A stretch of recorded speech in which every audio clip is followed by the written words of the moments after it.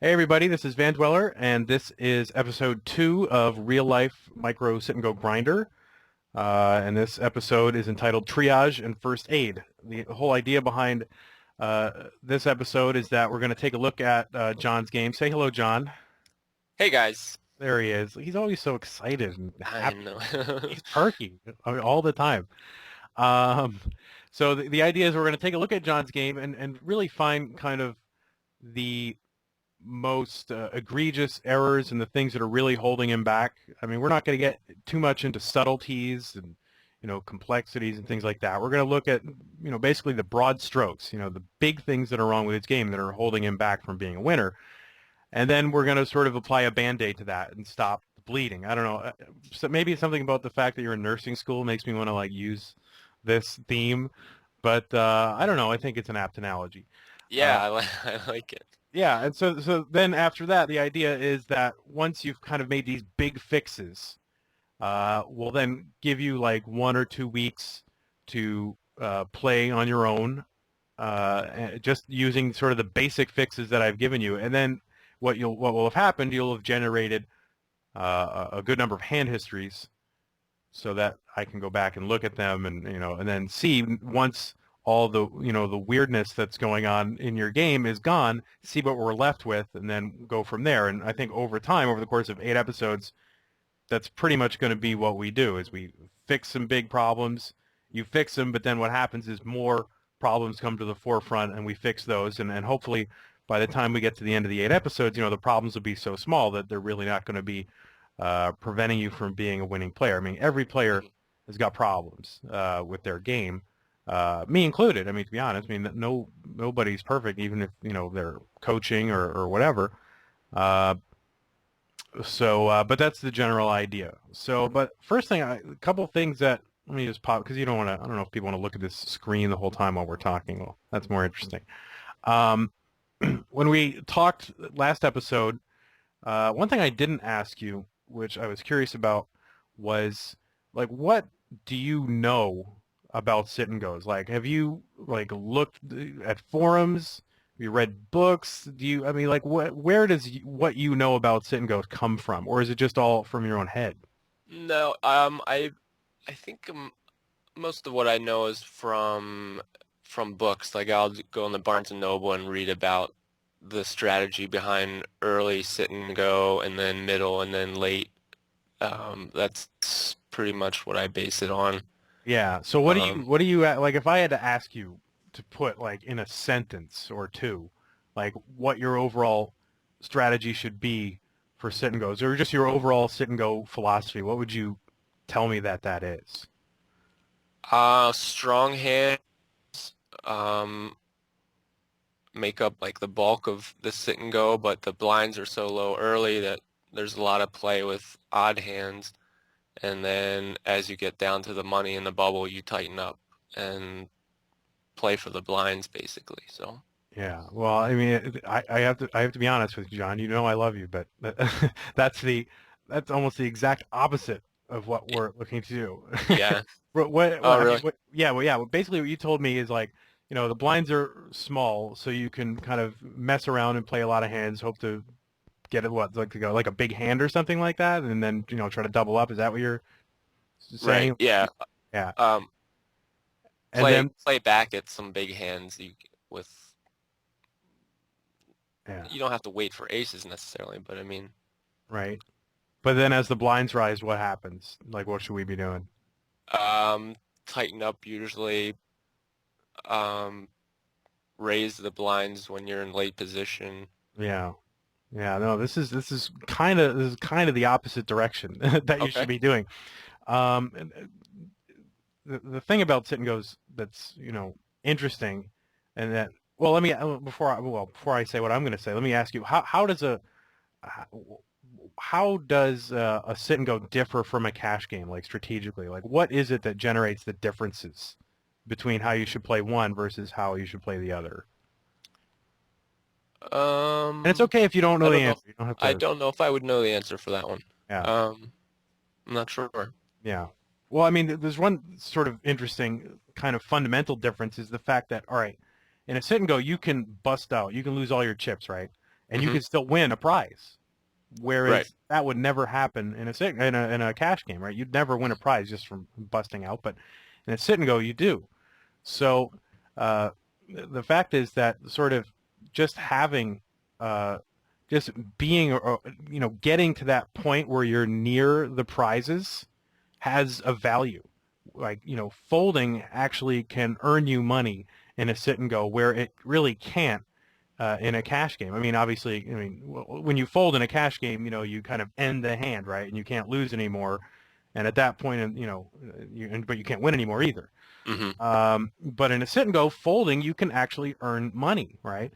And I mean, the thing is that you're trying to, since we're kind of starting from zero here, I don't want to get, overly complex, but I want to sort of indicate to you where, the differences lie.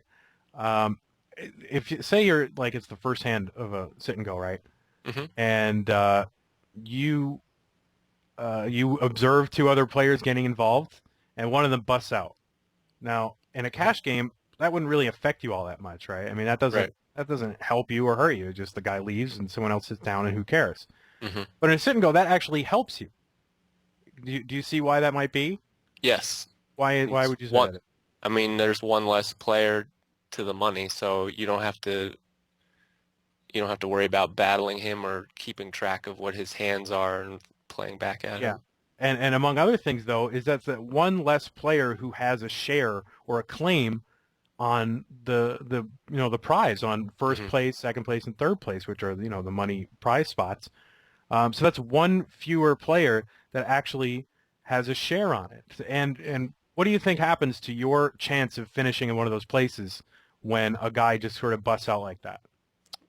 It increases your Right. And you the didn't. share of the remaining players increases every time somebody busts out. That's right. So you didn't even do anything. You just sat there and you folded, Right. ace of deuce, offsuit, or whatever, and you just sat there and watched two guys get involved, and it automatically increased your share of the prize pool without doing anything. Mm-hmm. And that is one of the major sources of your income from sit and goes is watching other players get involved needlessly in the Mm-hmm. early levels and watching them, bust themselves out. And I would say this that that's sort of what our general strategy in the opening rounds of a sit and go should be. It should be to watch players get involved, bust each other out, and then we can watch sort of our dollar EV. You familiar with that concept? Yes. Yeah, Mm-hmm. we can watch our dollar EV just rise without even getting involved unless we absolutely have to. Mm-hmm. So our strategy really for the early rounds is to kind of do the opposite of what you were saying, which is to Okay. sort of get involved and try to play a few more hands and catch a big flop and so forth. Uh, because when we get involved with another player and one of us, either we or the other guy busts out, that but it hurts us when we bust out, but it also helps the other players, which Mm-hmm. we don't necessarily need to help them. I mean, we want to make the best decisions for us that maximize our chance of getting into one of the money spots and preferably to one of the higher ones. Mm-hmm. So what we want to do in the early rounds is to be really, really tight, right? Okay. We want to let the other guys bust themselves out while we just watch and collect the money that they're Mm-hmm. giving us, so just from getting involved. So, and then what happens though is as we get closer to the money, as three or four or five players bust out, and by that time, of course, the blinds are going to be super high. What happens is players tend to get cautious, right? They Mm-hmm. don't want to bust out because they can see, the money's right there. It's like five-handed, players get paid. I don't want to necessarily bust out. So players are going to be really risk averse, right? Mm-hmm. Because they want to make one of those money spots. And that is an exploitable tendency. So as the blinds rise and as players feel that pressure, like, oh my God, the money's really close, we want to hammer on them and play a bit more loosely and steal their blinds because we know that we can get away with it more often, right? Mm-hmm. So it's really the opposite of what you're saying. What we want to do is start tight, like almost absurdly tight compared to like a cash game or whatever. Mm-hmm. And as the blinds rise, then we start to loosen up because our opponents are going to be more apt to fold because they want to make a money spot. Right. And that in essence is simplified kind of version of uh,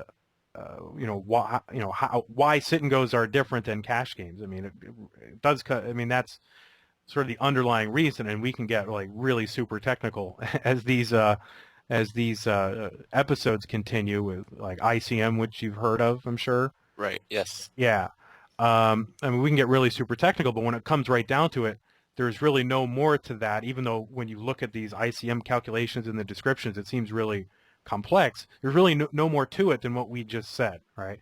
Is Okay. that is that when players clash early, we benefit, right? Mm-hmm. Because we get to watch them bust out and we gain at their expense. So with that sort of being our context, I want to go ahead and start taking a look at some of these hands, and as more issues arise like that, we can get more into it. Okay. So let me, what happened here? Whoops, that first hand didn't quite get, there we go. All right, so folds around to us in the small blind with the queen three suited, and what is your tendency to want to do here? I mean, I know what you did, and you probably know what you did. I probably just called. You probably just called. Well, you actually did. You went ahead and raised, and Okay. both of those, calling and raising, my opinion, are just wrong. Okay.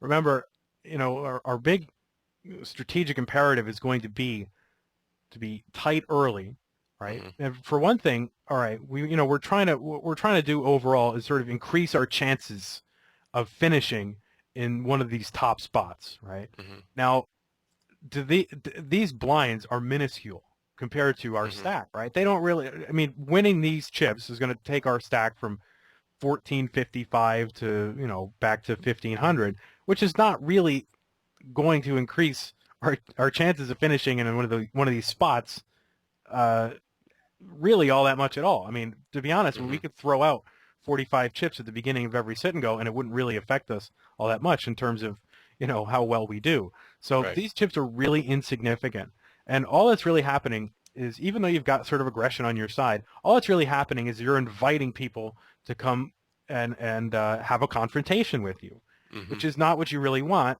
because what happens is when we get involved with other players, the other players benefit at our expense, just like we benefit when they get involved. So Mm-hmm. we don't need to confer on them that benefit, right? And since these chips don't really mean anything to our stack, and since all we're doing is helping the other players by needlessly getting involved with weak hands out of position, there's just no reason in the world to play that hand. Now, granted, it worked and you stole them, but it didn't end up. It doesn't really help you all that much. Right. Okay. So we really want to be, really, really tight when the blinds don't mean anything to us, right? We Mm-hmm. don't need to take any kind of extraordinary risks to get them.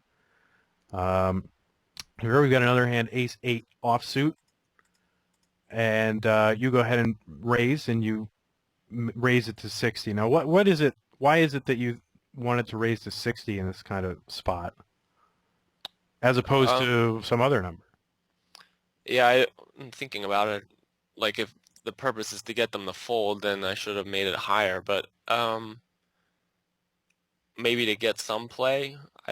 Yeah. So you're looking for action or something like that with ace eight? Yeah. Yeah. Well, in light of kind of what we're talking about, you really don't want this action, right? I mean, you Yeah. really do not want to get involved as much as possible. So if you're going to make this raise, and whatever raise you're going to be making, uh, I would say you want to go ahead and make it a little bit larger, like to 3 times the big blind. And that's sort Mm-hmm. of a kind of standard in general when you're in the early levels and you're relatively full stacked compared to the other players and so forth. I would say you want to go ahead and make it 3 times the blind, Okay. almost universally. Very few times where I would deviate from that, and that's if you're opening. If people have folded to you, and it's your turn to open, then just go ahead and make it 3 times the blind, pretty much from any position with whatever hand you're going to play. Now that being said, ace eight, believe it or not, is not really a super strong hand for this position in a sit and go. Okay. Um, you're raising here with the ace eight, and you've got to get through 3 players, and especially in like a $2 game, the players aren't going Yeah. to be folding, as much as they might if they were better, right? Mm-hmm. So all we're doing with a hand like this is we're sort of inviting, again, a confrontation with a hand that really can't stand up to a lot of pressure on boards that we might sort of like. If we think ahead in advance to the kind of boards that we're going to want to continue on with this ace eight, we're like an ace high board or something, right? We'll be really happy about it if we get it. If we're called by one of these players, even though we've got sort of position on them and we get to see what they do before we act. If an ace high board comes out and we've got ace eight and we keep betting and they keep calling or raising or whatever, we're not going to feel all that great about our ace, right? Right. And we're going to end up having to, they'll end up putting in a raise and we'll have to fold. And, we end up putting in a lot of action with a hand that really can't take a lot of action. Especially in a sit and go where, again, the imperative is to just wait it out. Wait for a few guys to bust themselves out before we go ahead and get involved more loosely. So this, in general, is going to be a fold from this position. Okay. But it's close. I mean, listen, is it super wrong? No, because, overwhelmingly, these guys are going to fold. But we really don't want to get involved. It's really a bad idea, and especially where min raising here, raising the minimum amount is just inviting action, and we don't really want the action. We want to discourage action. Right? Does that make sense? Yes. All right. Do you have any questions about that? I mean, feel free to talk because listen, that first episode, I just talked and talked and talked and talked, and if you let me, I will. So I mean, you have to jump in and feel free to fight me on this. If you think I'm wrong, then you can, What fight kind me of on. ranges would you have as raising there?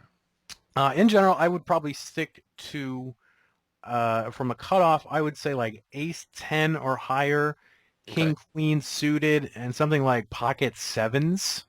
Okay. And those are kind of, I mean, those are decent ranges, and even I stick to to these ranges to this day. But they are sort of a basic range. As you get a little bit better at like post flop play and just a little more savvy, you could throw in a couple extra hands, but not all that much. And that's pretty Okay. much my like kind of default late position range is like ace 10, maybe ace 9 suited from the button, you know. As I said, king queen suited, you maybe king queen offsuit from the button, pocket sevens, maybe pocket sixes from the button, something like that. I mean, but that tight, in a cash game, if you played like that, it would be absurd. It'd be a super, nit, right? Yeah. But that's the kind of attitude that is rewarded in sit and goes, right? Hmm. Because again, every time I mean, I keep repeating it, but it's so important. Every time you get into a confrontation with another player, the other players benefit at your expense because you're increasing your chance of busting out. Every time you put more money into that pot that you're confronting the player with, Hmm. and so the other players are benefiting at one of you guys' expense, and very often both of them, which we'll get into eventually, that whole theory. But Okay. in general, yeah, I stick to that kind of range. Now, I mean, we'll get into. I guess I can tell you my middle position ranges too. Uh, well, I mean, we'll start with actually we'll just start with early position. Early position ranges are going to be like super tight.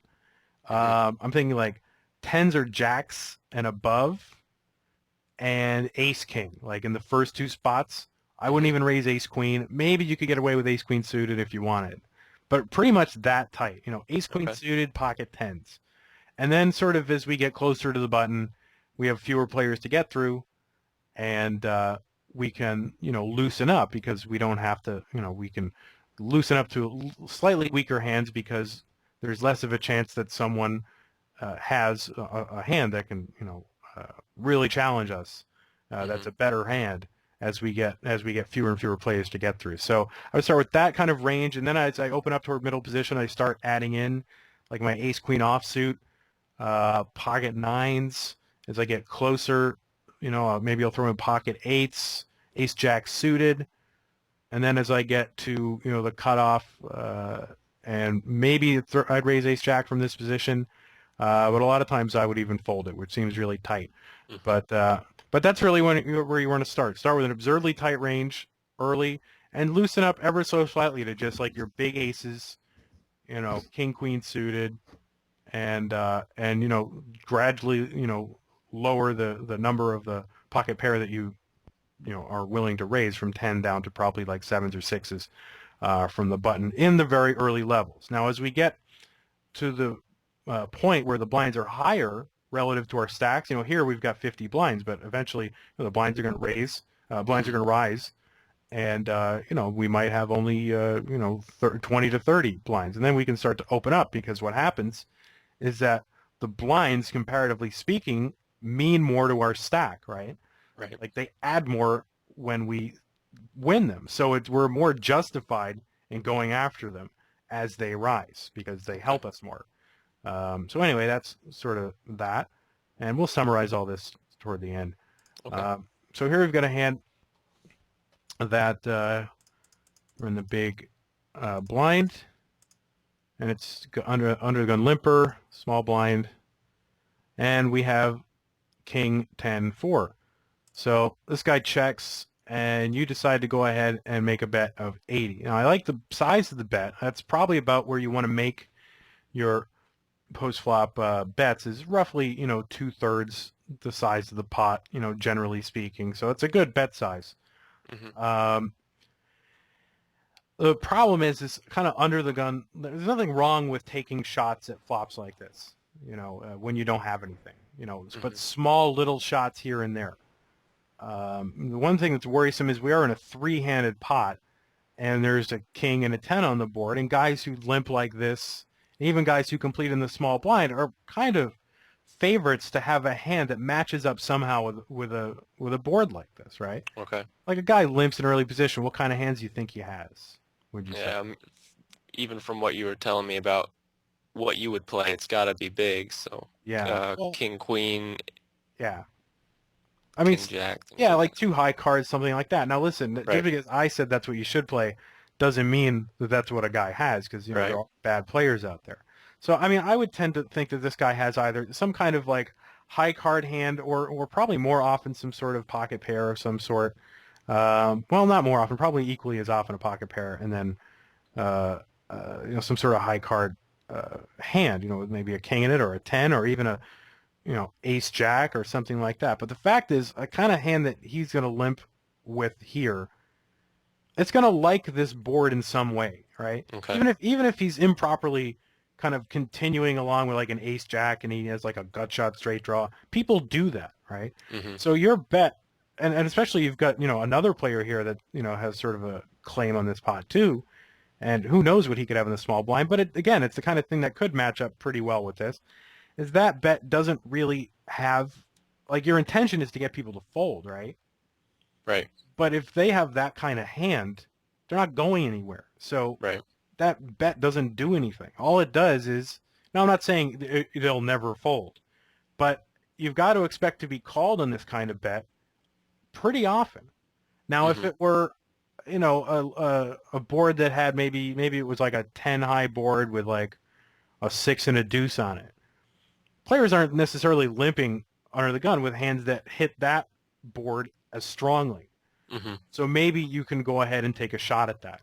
But with the king and the 10, those are both kind of dangerous cards, because players play hands that surround those cards, right?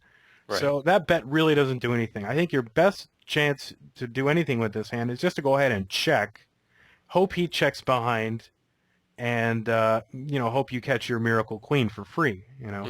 As it stands, this guy does in fact call, because listen, I'm a mind reader, or I can predict what people. No, it's because I chose the hand. I know what the hand is. But so you decide that you're going to go ahead and make another 80 chip bet at this, and why would you go ahead and make a bet like this? I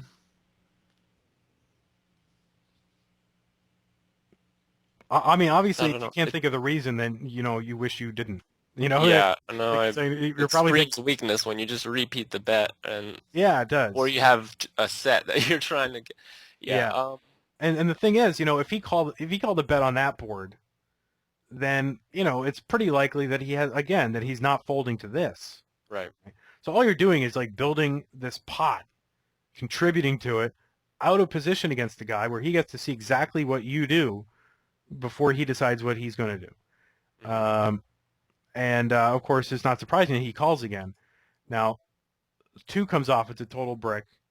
and you decide to go ahead and, it's betting 80, 80, all of a sudden you decided to bet 440 the entire pot. Now, he does fold, and I guess that's good for you because, you win, like yippee. Mhm. But, a guy that is limping in early position and calling bets, on two streets like that, you shouldn't expect that fold very often. Okay. He very well could have had a hand like ace jack or queen nine, or he could have had queen jack and had some sort of open-ended draw or something like that, and maybe he picked up a draw on the turn. We don't know, Mhm. but the point is, this you're kind of overcomplicating what we're trying to accomplish at this stage of the game, right? We're really just we're looking to not get involved unless we absolutely have to. We're really not looking to push people off of pots. In the early stages, it's not the time to think about accumulating chips, right? We're not trying to pound on people with like 3 street bluffs like you did here. Mhm. Unless you thought you had a straight, which I mean, I hope you didn't think that. No, I'm Okay. sure I didn't. But that's not really our game plan, right? Our Okay. game plan is to just play solid hands for value for our position, right? Mhm. We're not looking to push people off of pots.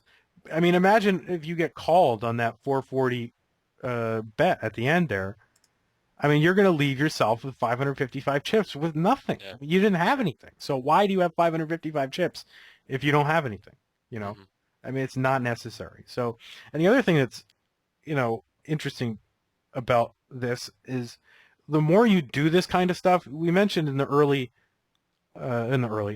previous episode that you really top out at like 2 tables, right? Right. Well, if you're doing this kind of stuff that's going to require action on multiple streets and you're limping to catch a hand and you're trying to like min raise and bluff and that's a lot of decisions you have to make for almost no gain, really. I mean, you're doing by confronting this guy is helping the other players. So not only are these plays that are losing, but they just take up a lot of mental space and time, right? That you could be using to click other buttons on other tables, Right. right? So this is, I mean, we're going to see like more complicated pre-flop play from you, but this is why you can't multi-table. This is Mhm. exactly it. Okay. It's just you're overcomplicating things. So we're going to take a look at another hand here.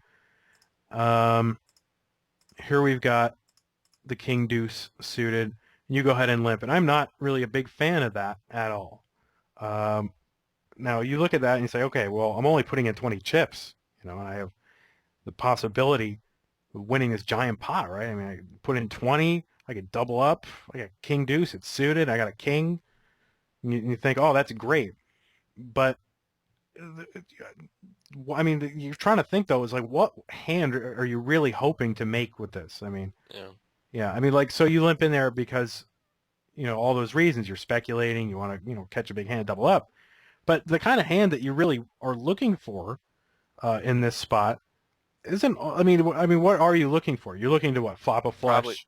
right. Just the flush, really. I mean, if I'm up against any other king, then I'm doomed there. So Yeah, probably just flush draws and yeah. that's Now, about it. how often do you flop a flush? Like, say you started with two suited cards. Like, how would you do? You know, or how often would you estimate? I don't know. Yeah, but not very often. Right. Not often at all. Well, it's less than 1% of the time. Mhm. It's about, I think you're about like, if I remember the number correctly, and I'm committing this to video, so I look like an idiot if I forget, but I think it's like 117 to 1, something like that. So one Okay. out of every 118 times, it's something along those lines. I know it's somewhere in the like 0.8% of times, so I think that's how it translates. So, one out of every, say, 120 times, you're going to flop a flush. Mhm. And yet, you're putting, how many blinds do you have? You have let's see, you have about 30 some odd blinds, 34, 35, something like that. I, don't know, I can't do math. Mhm. Um, and then you're putting in half a blind. So you're getting about 70 to 1 on a call, so that's certainly not, if you're going to invest in an opportunity that happens once out of 120 times, but you have to put in one, but you're only getting back, 70 to 1. It's not a profitable investment, right? Mhm. So now, of course, you might say, all right, I can flop a flush draw. I can flop a king.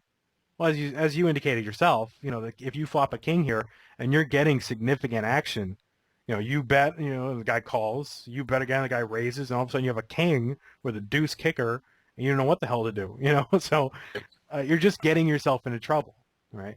So I would tend to fold hands like this in the small blind. Now, even hands that are like stronger than this, or hands that can make more hands in this, like say you have 8-9 suited, which seems like no brainer, right? And I Mhm. very well might go ahead and limp a hand like 8-9 suited, but even then, it's not all that great because okay, you think, all right, my flush is coming in like 120 to 1. I guess in this hand you could make two pair with the king deuce too, but that happens about like 2% of the time, something like that. Mhm. You could make trips, I guess, which happens like I think it's like 1.3% of the time, something like that.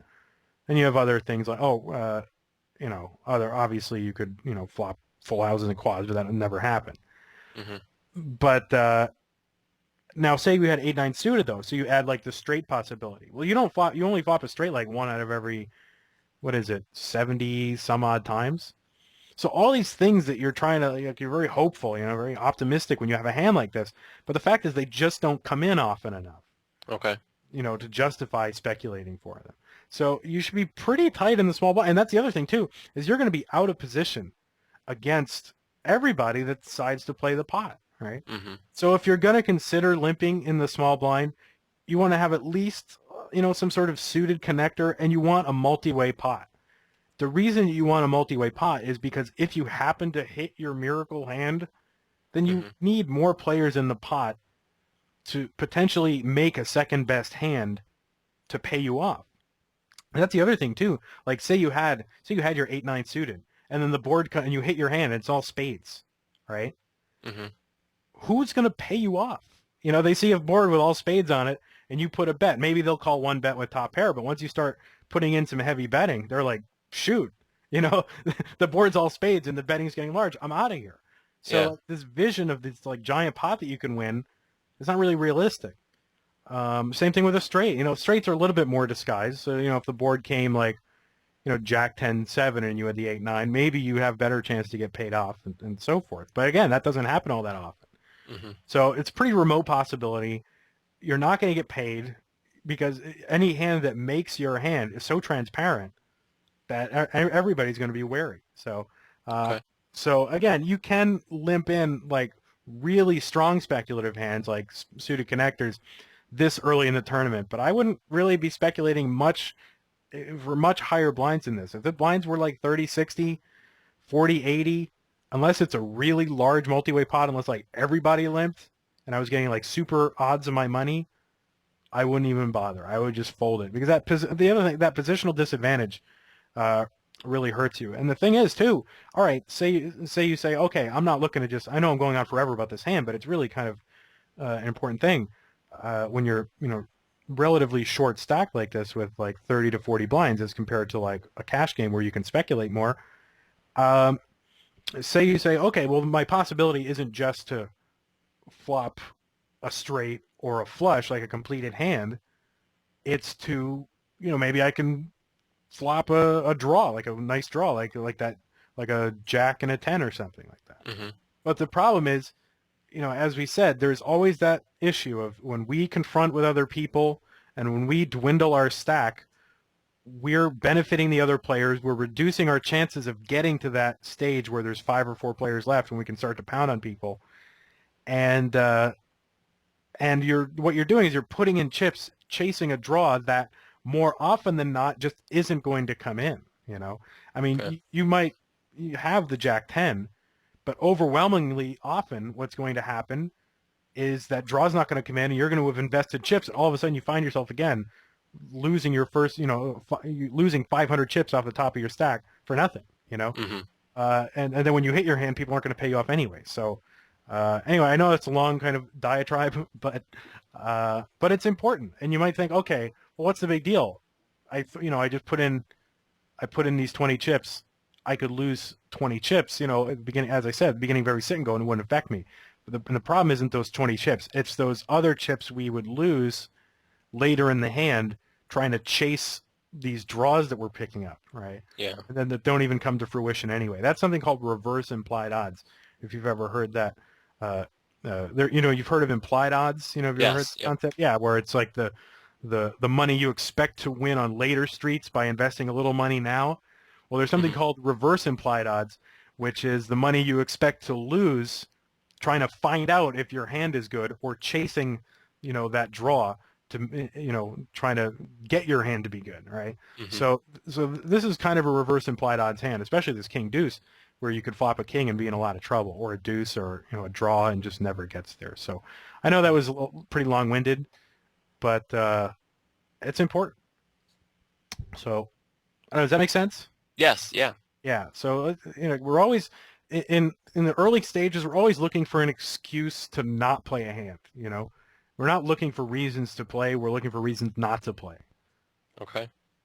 So the next hand here we have is Ace Jack offsuit, and you go ahead and make a two times raise from sort of early middle position, and this is a little bit loose for my liking.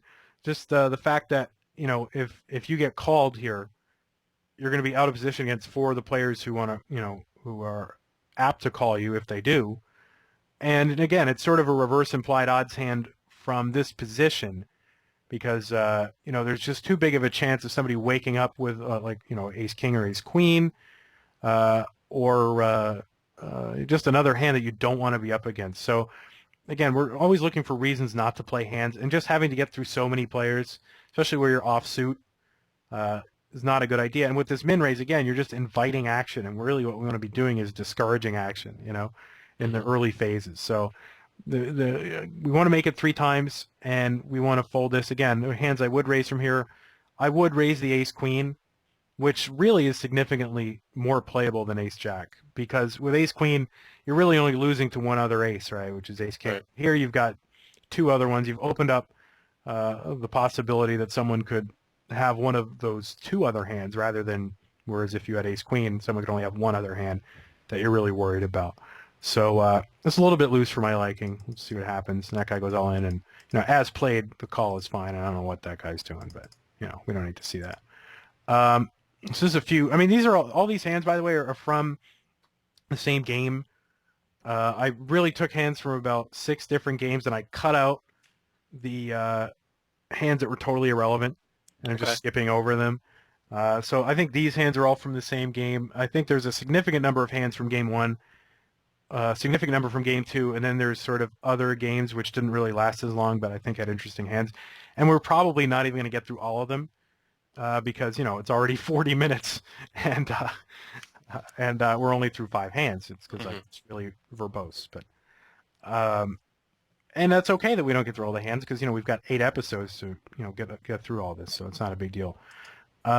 This guy raises from early position. Now, when a guy raises through 6 other players, what kind of and and he doesn't have to. I mean, this is totally voluntarily in his part. There's no pressure on him from the impending. The blinds aren't going to come around and eat away a big bunch of his stack. He's voluntarily doing this, happily for a confident 3 times raise in early position. Now, what kind of range of hands do you give a guy like that?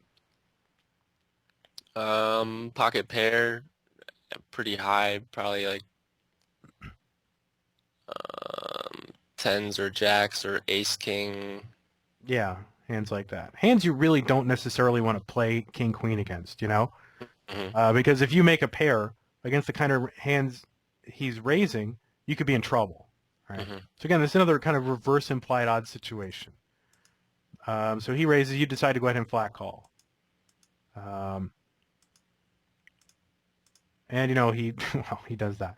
But the point is that I guess what I'm trying to why I brought this hand up is because the times where you want to be flat calling a raise in a sit and go, almost never. I mean, there are a few spots, and we can get to those. If not this episode, maybe another one. But um, if you wanted to flat a hand like Ace King, you could. Uh, that's fine.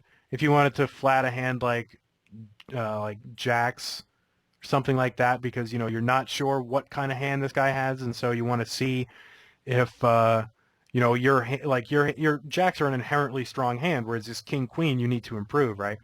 So Yeah. if you want to flat with something like jacks, that's fine, so that you can sort of see if the overcards come, and then you have position on him, so you can sort of see if he gives up or not. But with a king queen, you really need to make a hand for this hand to win. And the fact is, you're really only going to flop a king or a queen on the flop a third of the time.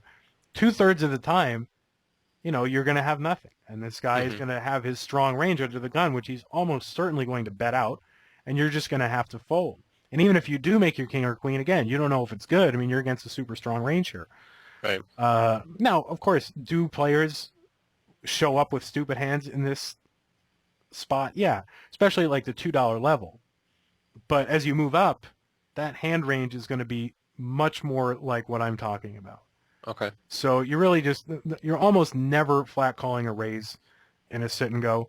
And in fact, part of the Band-Aid that I'm going to kind of apply to you is that we're never going to flat call. Now, we're going to take off that restriction later.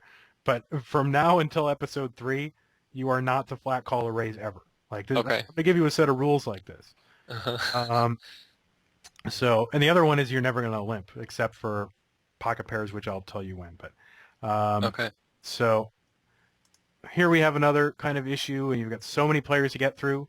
Ace 10's a little bit too weak. The chance, again, that somebody wakes up with a hand that's stronger than yours, and even if you make your ace and someone's, putting pressure on you, you're really not necessarily going to be able to stand up to it because it's going to mark him with a stronger kicker than a 10 or a stronger hand than, an ace or a 10. So, again, this is kind of a little bit too loose for this position. I would raise ace queen here. You've got 2 missing seats. So that effectively means that those first 2 players are gone. And so now we can start to use our opened up range of like ace queen and, pocket 9s and 10s, things like that. So Hmm. those are hands that I would open. The bet sizing is great. I'm glad to see the 3x, but otherwise it's entirely too loose because, again, we want to avoid confrontation unless we absolutely have to get involved in one. Okay. And here's another one. Same issue really. The blinds are a little bit higher now, but again, it's just a little bit too early to be playing hands, especially these kind of dominated offsuit hands. Where anytime we're facing significant action on multiple streets, we've got to start, thinking about, well, all right, maybe this guy has a better king or a better jack or Hmm. something. So it's just kind of hand that you're just getting yourself in trouble with. So now, can you start to see like all these hands that I've sort of criticized, right? Hmm. Can you start to see that if you didn't play them, that you might have more mental space to throw into the table? Yeah. Yeah, I mean that's Yes. what it comes down to. I mean, Hmm. if you watch, I don't know if we have any videos on this site yet of guys who are playing like 8 to 10 tables or more at a time, but you'll see. I mean, they're playing a very simple game of playing strong hands for their position and playing them strongly, Hmm. and that's what enables them to put in so many tables. Is they're just not overcomplicating the whole game in the early levels. So anyway, that's a fold. I don't really care. I mean, what happens, and you call him. I don't know. I'm not going to worry about that, but that's probably okay. So we got a guy here who limps, and you've got the queen 3 in the big blind, and he checks to you, and you go ahead and bet, and there's nothing wrong with that bet. That is perfectly fine. A guy who limps in doesn't necessarily have to have anything. And this is somewhat of a scary board that he might not want to have seen, and that's fine. What I would say, though, the only thing is, I would make your bet size a little bit smaller. Okay. The reason is if he's going to fold to a 200 chip bet, then he's going to fold to like 125 or 100, maybe even 150, something like that. And so conserving the chips whenever you can is a big thing, because when it gets down to like the later levels, sometimes the difference between whether you come in third or second or fourth or third can come down to just 100 or 200 chips. So, because, a guy busts out before us or whatever, or we have a guy covered and we shove on him, get in a confrontation, and we win because we have him covered by 100 chips or whatever. The point is, anytime that you can get the same result with a smaller number of chips is a good thing. Now, that is not an excuse to come in and min raise like you were before, because it doesn't have the same result. Hmm. The problem with the min raise is you're inviting action, whereas when you make a raise to like 2.5 or 3 times the big blind, you're putting a guy to a genuine decision. You're saying, all right, you have to decide whether you're going to, call this extra 2 blinds. Whereas a guy calling 1 blind is, that's only 1 blind. What the hell? But, making Mhm. him call a little bit more puts into a genuine decision and gives you more fold equity. So, Mhm. uh, and that's what we want in those situations is fold equity. But we also want to conserve chips too. So it's always a balance of, you know, trying to accomplish what we want, but not, underselling it and not overselling it. We need to sort of make our action. Also, you want your action to sort of blend in with the rest of the table in a way because you don't want to stick out. Anytime you do anything that sticks out from the other action of the table uh, in the early levels can sort of encourage play from opponents that is sort of unpredictable to you. So if you make Mhm. this min raise, the guy calls it. You have no idea what that call means. Whereas Right. if you make a larger raise, like the 3 times a blind, which doesn't sound like a lot, but it really is, and a guy calls you, you can define his hand range a bit more. Mhm. So then it's a little bit more predictable and it's easier for us to know what to do. Um, but anyway, this post flop thing, yeah, you just a 150 or 125 chip bet is probably going to accomplish the same thing. So taking the stab is fine. There's nothing wrong with that. Just bet the amount that is going to do the job without betting too little. Okay. So but that's good. So here we got the ace nine, the next hand, and we're at a 5-handed table, and the stacks are all pretty even here. This isn't terrible raise, and I don't even know why I chose it actually. Oh, at this stage of the game, once you get to the where stacks are between the 20 to 25, 30 big blind uh, size, you can start to lower your raise size a little bit to Okay. 2.5 times the big blind. If you wanted Mhm. to make it three, three's not a huge deal. But again, it's if you can save 50 to 100, 150 chips over the course of a tournament toward the end of it, doesn't sound like a lot, but it can actually make a big difference in terms of how you finish. So, but yeah, I mean, that's totally fine. Um, yeah, I don't know why that hand was even included. I mean, it's okay. Nothing wrong with that. So we actually totally missed the bubble because nothing eventful happened on the bubble here. So there's that hand that went for 5-handed, and then several hands later, we're 3-handed, right?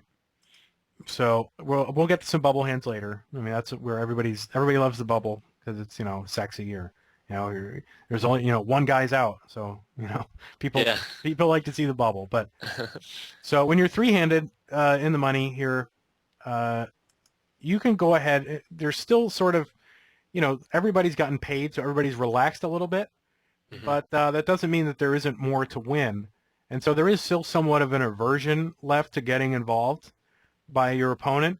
And so a hand like this, like 10-9 offsuit, which is a somewhat playable hand, it's not the greatest hand in the world. But see, now we're up to the point, as contrasted with the early part of the sit and go, where the blinds don't really mean anything. Here, Mhm. the blinds are fairly large, not super large, but they're actually somewhat meaningful. So it's okay to take small risks to go after them. Take little shots pre-flop. But as opposed to the early game where it just doesn't help us and all we're doing is getting in trouble. Yeah, we can get in trouble here, but we know we're not going to continue. Hopefully now we know we're not going to continue very long with any kind of weak flop for us.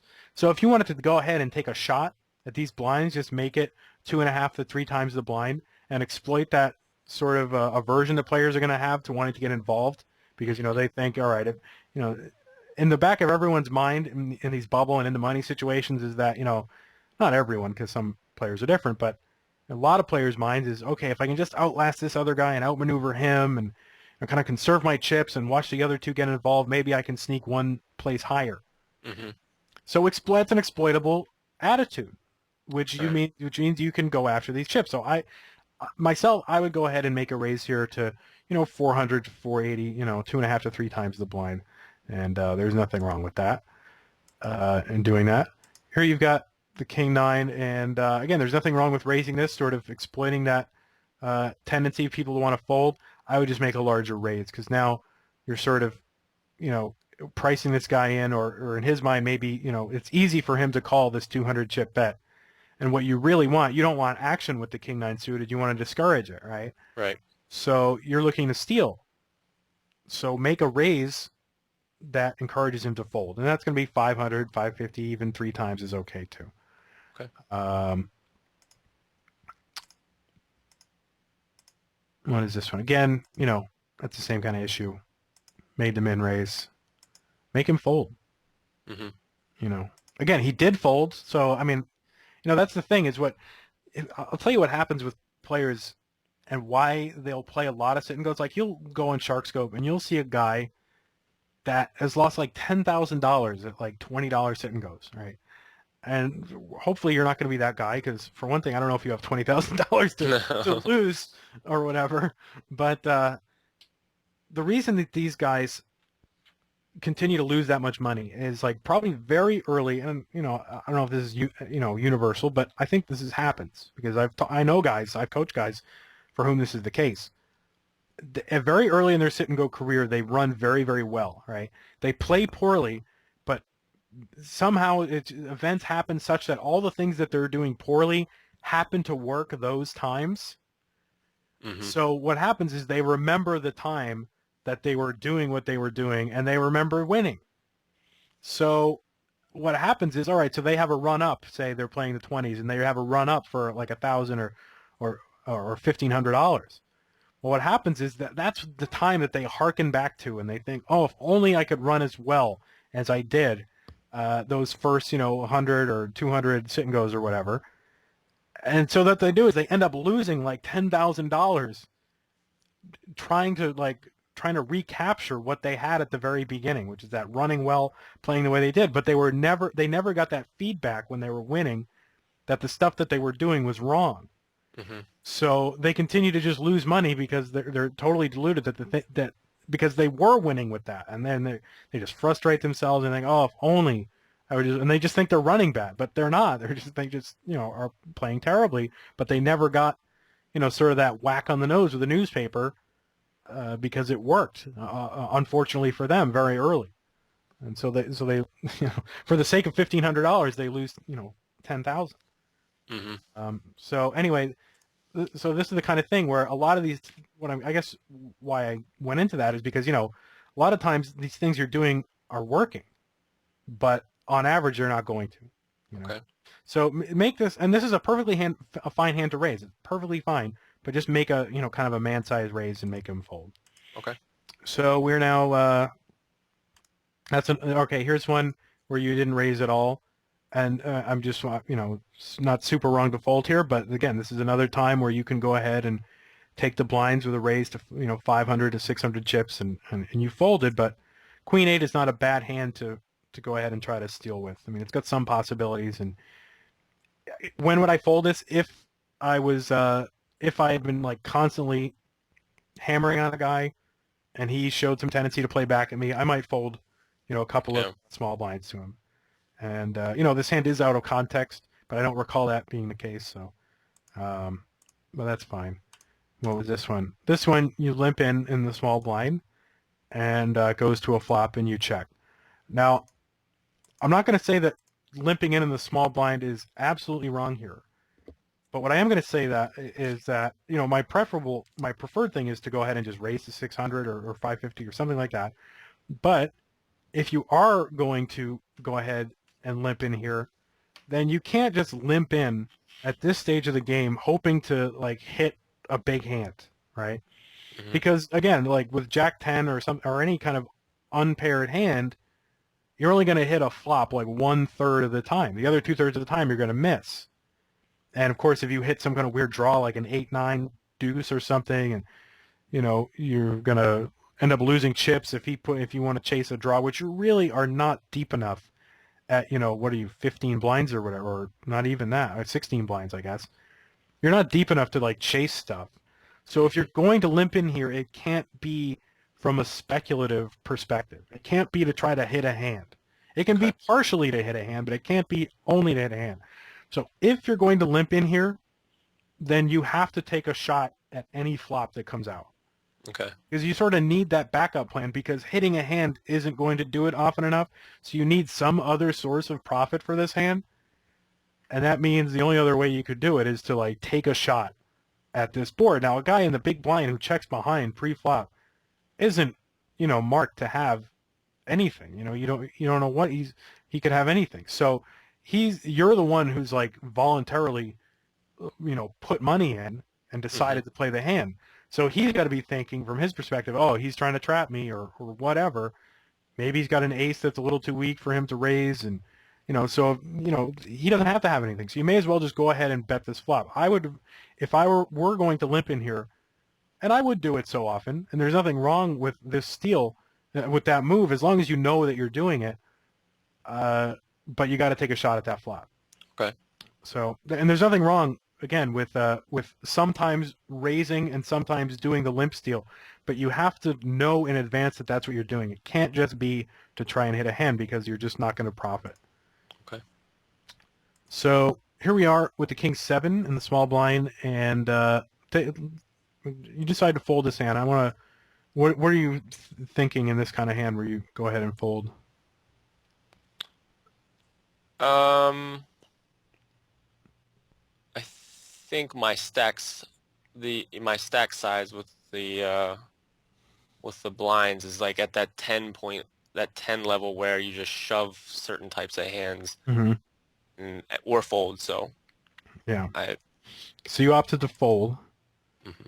So the fact is that in this kind of situation where it's like three-handed and you've only got a little bit more than 10 big blinds, so that 10 big blind rule, it's not an absolute, right? Right. That 10 big blind rule, the where it comes from is the fact that if you made a standard three times raised and someone re-raised on top of you, you would have to call You have to anyway. call it. Right. So you may as well just go ahead and put the whole thing in and put maximum pressure on you, on the guy, end the hand now, and simplify your decision making for another game, Right. right? So Mhm. that's where the 10 big blind rule comes from.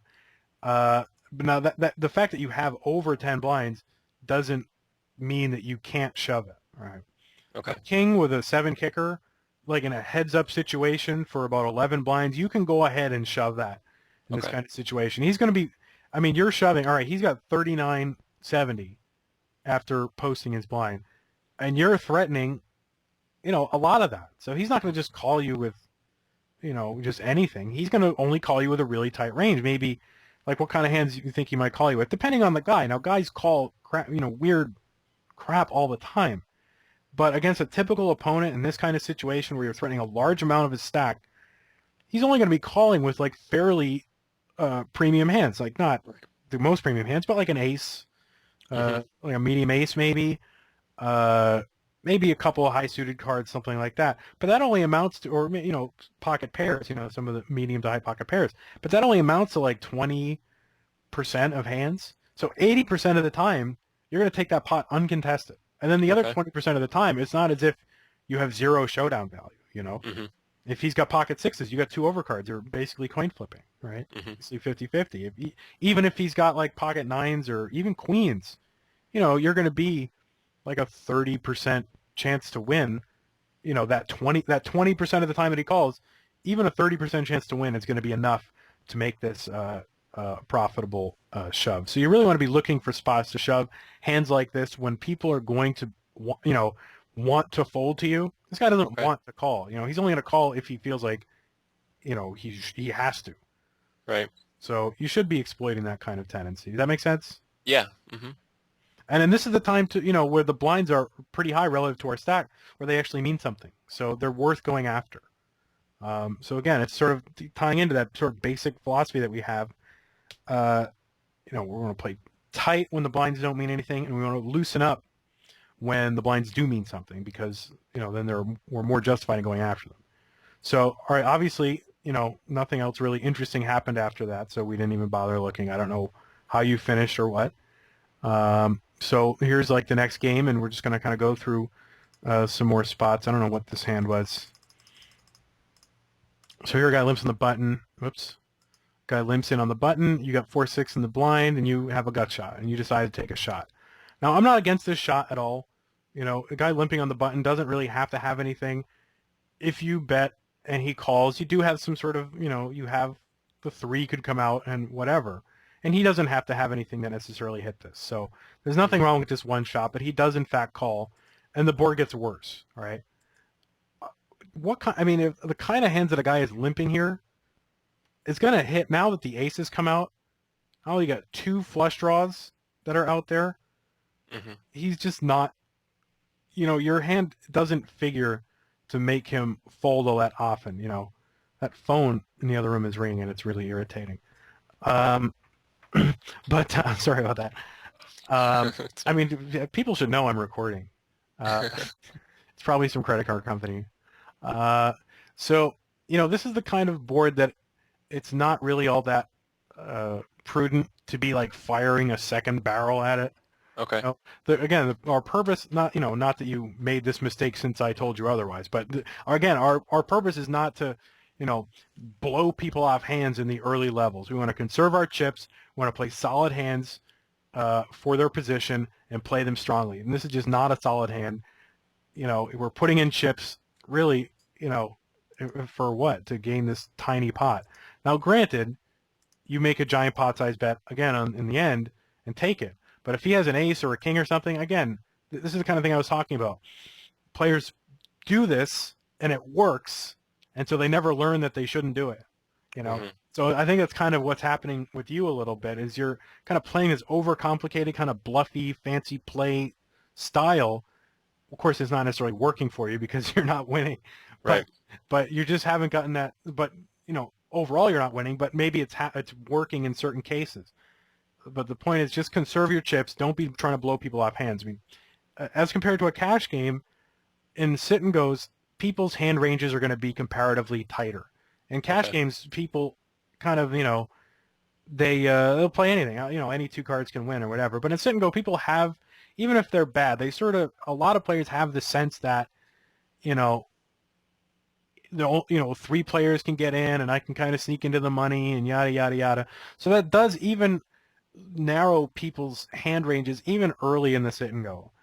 So players do tend to play a bit more tightly, and that means that that means if you try to bluff, it's just not going to work as often because their hand ranges are stronger. So you just don't be looking to bluff in spots like this. Just look to check and fold. I mean, that's what I would have done for this hand. Is he limps in. Taking the shot isn't bad, but I probably would have just gone ahead and checked and hope he checked behind and let me catch my miracle three. And certainly I wouldn't follow up, but I would just go ahead and check and fold to any pressure. Okay. Does that make sense? Yeah. Hmm. All right. So here we pick up pocket sixes, and you decide to go ahead and limp here. And tell me a little bit why you think limping you might have limped here. Um, just to catch it, probably. If I don't hit the flop, I'll just dump it. Yeah, So and hitting the instead of having like to question if somebody hit a queen on a just a queen high board, I just see if I catch a six and play back then. yeah. Now, and so yeah, so you're basically hoping to catch a set. Now, how often do you actually catch a set? Would you say? I think I know it's like 1 in 8, one Yeah, in seven, I think. yeah. It's 8.5 to 1, so one out of every. 7.5 to 1, so one out of every 8.5 times. Hmm. So here we're putting in like one. Let's see, what's our stack? Our stack is about 1,800. So we've got about 22 blinds, right? And we're limping in with the sixes here to catch a set. And you might think, okay, well that's good because, well, I'm going to catch a set one out of every 8 times or so, and I'm only investing one out of every $22 that I have. So isn't that a good investment? Well, the problem is, well, I mean, what's overwhelmingly going to be the case here is that you're not going to catch your set, right? Hmm. But what else is going to be true? I mean, if you catch this set, I mean, all right, so the board comes out queen six, blah, right? Hmm. Wow. You're hoping to win this big pot and double up, in essence. Hmm. But overwhelmingly, that it just isn't the case. If you just kind of observe the way, like when you do catch a set, it's almost a joke, right? Because I fought my set and I didn't get any action, right? Yeah. I fought my set, I didn't get any action. I mean, over and over, that's what happens, and it's pretty rare in a limped pot that someone is going to give you a lot of action on any board because there's especially guys in the blinds who are going to be your most likely opponents. they don't really have to have much of anything at all. So that means that their hand ranges are comparatively weaker, and so they're going to be thinking less of their hand. So that means they're not necessarily going to want to go like 3 streets deep and all in, you know? Right. So, I mean, the overwhelming result of this is that you're not going to hit. And then if you do hit, the overwhelming result there is that you're not going to make any money off of it. Hmm. So this isn't terrible since you do have, you know, sort of position on these guys, and, you know, maybe you can sort of see that they check and you bet. And so there are other ways to win this pot without the set, but I mean, it's not really an appreciable advantage, I think, just because of how shallow the stacks are. So I have sort of general guidelines that I have about when you should be limping for sets and when not. And you, for one thing, you should almost never be limping for a set past the 2550 level, like at Okay. all, unless, you know, certain things hold. But in general, when you're limping for set value, that hand really likes to be in a multi-way pot for the same reasons that I alluded to before for the suited connectors, because the more players that are in the pot, the larger chance that someone can make like a second best hand Hmm. and can actually pay you off with something, right? Hmm. Um, so it really does like to be in a multi-way pot. The other thing it likes is to be in position, right? Like you are now, you know, in the cutoff or the button. And the reason it likes to be in position is because when you're in position, you get to control the size of the betting, right? Hmm. When a guy bets, say you know, say everyone had or at least one other player had limped or something, and say you're on the button or whatever, and you've got position on a few players. They might see a flop like queen six deuce, and then they decide to go ahead and bet it because who else would have hit that flop? Because I got a queen, you know, yada yada. So you get to decide. Then you see what they do. You get to decide how big the betting goes, and you get to sort of tell, given how they bet or however the action went down, whether you think they'll call or raise, or whether you should call and let them catch up, or so forth. So you decide how big the pot gets when you've got the hand, right? So you can decide to call, let them see another card and hang themselves even more. You can decide that they're not getting away from this hand and you're going to go ahead and raise, so forth, you know, just based on factors. But when Hmm. you're out of position and say you make your sixes, almost nothing you really like. All right, you check, and what, you know, what's the disappointing result that always happens, right? When you hit, Check behind you. they check behind, and all of a sudden, you've eliminated a whole street of betting, and Right. maybe the pot's like, you know, 200 chips, and you still have another 1,800 chips to try to get into that pot with your big hand. Hmm. So when you're out of position, you know, if you try to check, a lot of times they'll check behind, and then, you know, you bet and they fold, and you just don't make anything because they get to control how big the pot gets. Like the player that has position on you decides, okay, I don't really have much of anything. I'm going to check and, you know, just see another card or whatever. Now, all right, if you bet, what happens? Oh, the guy, you know, then all of a sudden, this guy gets to decide what to do after having already seen you make a bet at a queen six board, right? Hmm.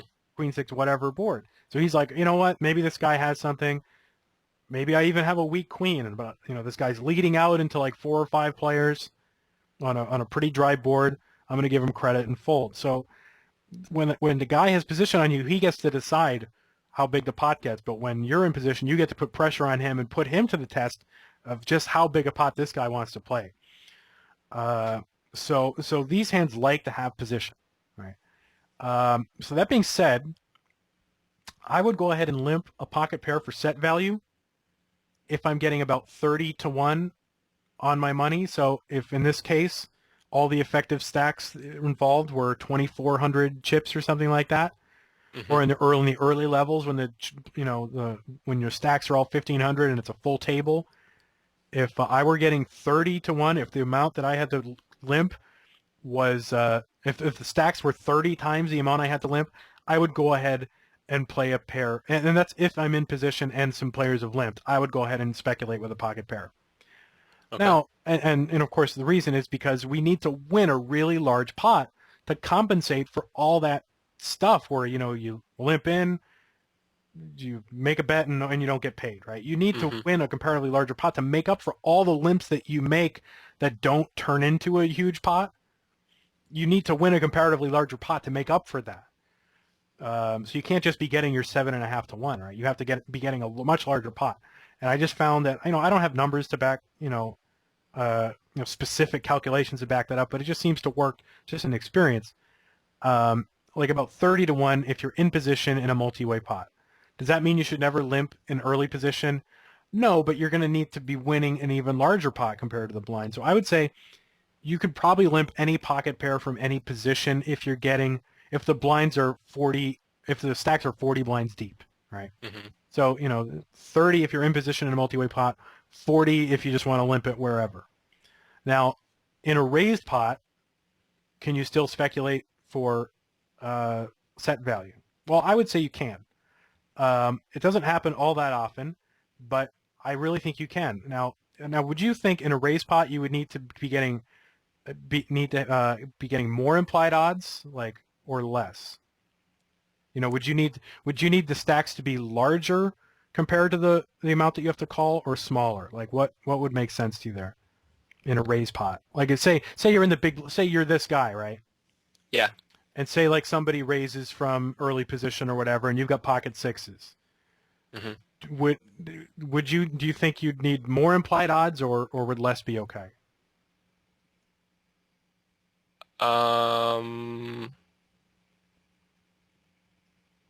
Maybe more if you're out of position. I'm not sure what I'm. Okay, no, that's fine. I guess maybe I'm not asking the question right, but the point is, the amount that you have to call in, like when we're limping, in my ideal case is 30 to 1. Hmm. But if you have to call a raise, you can be getting like 20 to 1. So say like, and that's sort of my guideline number. So that means you can actually be getting less in terms of implied Oh, odds, okay. you I know? see. Yeah. Yeah. Hmm. So if it's the early levels and it's like the 1500, we all have our 1500 stacks, and it's 1530, and a guy raises to 90, right, as somebody would in that stage at the 1530 level, Right. and we would have 60 to call, and our stack left behind is about 1400. We're only getting 20 something to 1, but you can still call. Now, why? Can you guess as to why? I know I'm getting Socratic on you, but what can you guess? Can you think of a reason why that might be? Why you would? Why you don't need to be getting as deep implied odds when you're calling a raise as opposed to just limping in? Because you're not leading out after Well, all right, I'm not going to let you you. struggle, but You don't. Okay. well, no, I mean You the get to check it without. well, that's it. It's He's not really still a position controlling. thing. What it Okay. is, it's a range thing, right? A guy who raises, right? He is marked to have what, a fairly decent hand. Right. So he's going to like a lot more of these flops than a guy who just limps in with whatever.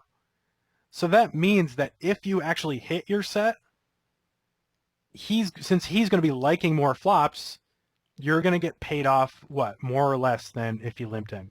You're going to be getting paid You're off gonna get more. paid off more. Yeah. Yeah.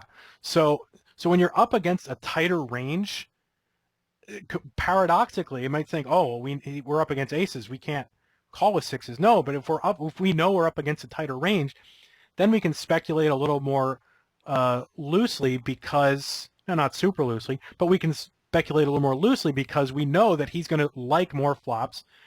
The pot has been raised, so there's like sort of an increase of kind of like of tension. We can sort of expect that if we check to him, he's going to bet and put more money in, thereby bloating the pot more and committing himself more to it. And so we have a much better chance of actually doubling up our stack when we're up against a stronger range and we hit a set, right? Hmm. Now, I wouldn't go really much lower than 20 blinds, just because that's still, we still have that chance of not doubling up, or maybe, maybe he hits a bigger set than us or whatever.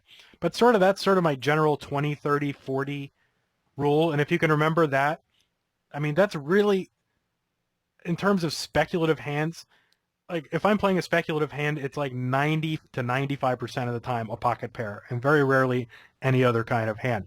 Because pocket pairs make the kind of hands that we want to make so much more often. I mean, we make it one out of Right. every, 8.5 times, not 7.5 times, one out of every 8.5 times, 7.5 to 1. I always do that wrong. um, so, as compared to like when we limp with a suited connector and our flush comes in, how often, right? I mean, Yeah. almost never. So we can speculate more loosely with pocket pairs because they're just the hands where get made more, and they're just more disguised too. Like Right. queen six deuce board, all rainbow. We have a strong hand where no one can expect it, whereas we try to speculate with these other hands, and it's pretty transparent.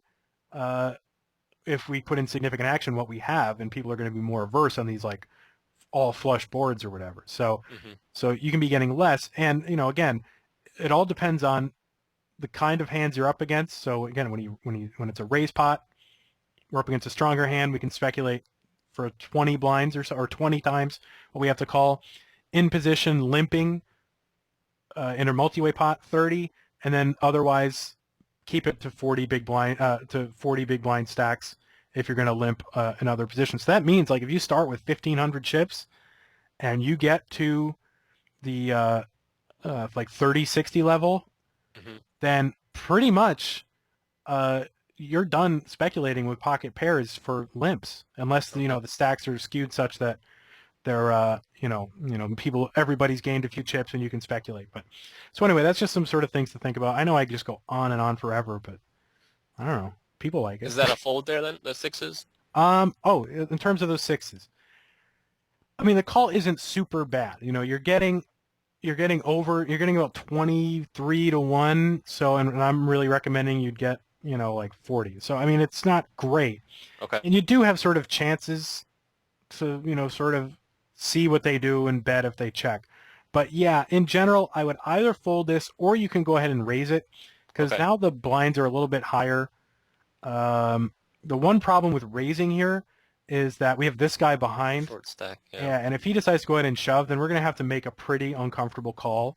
Right. So I think discretion is sort of the better part of valor here, and you Okay. can go ahead and muck these sixes. So that's probably what I would Okay. do advise. So I know it took like 3 hours to say that, but I think people are sort of improperly speculate in these things, and it costs them a lot of money in the long run. Even though it looks like, well, it's only 40 chips here and there. What does that do? Well, what it does is it gets you to commit chips later that you end up never getting a return on because you have to fold because your hand is so weak or whatever. Hmm. So let's see, King Jack. I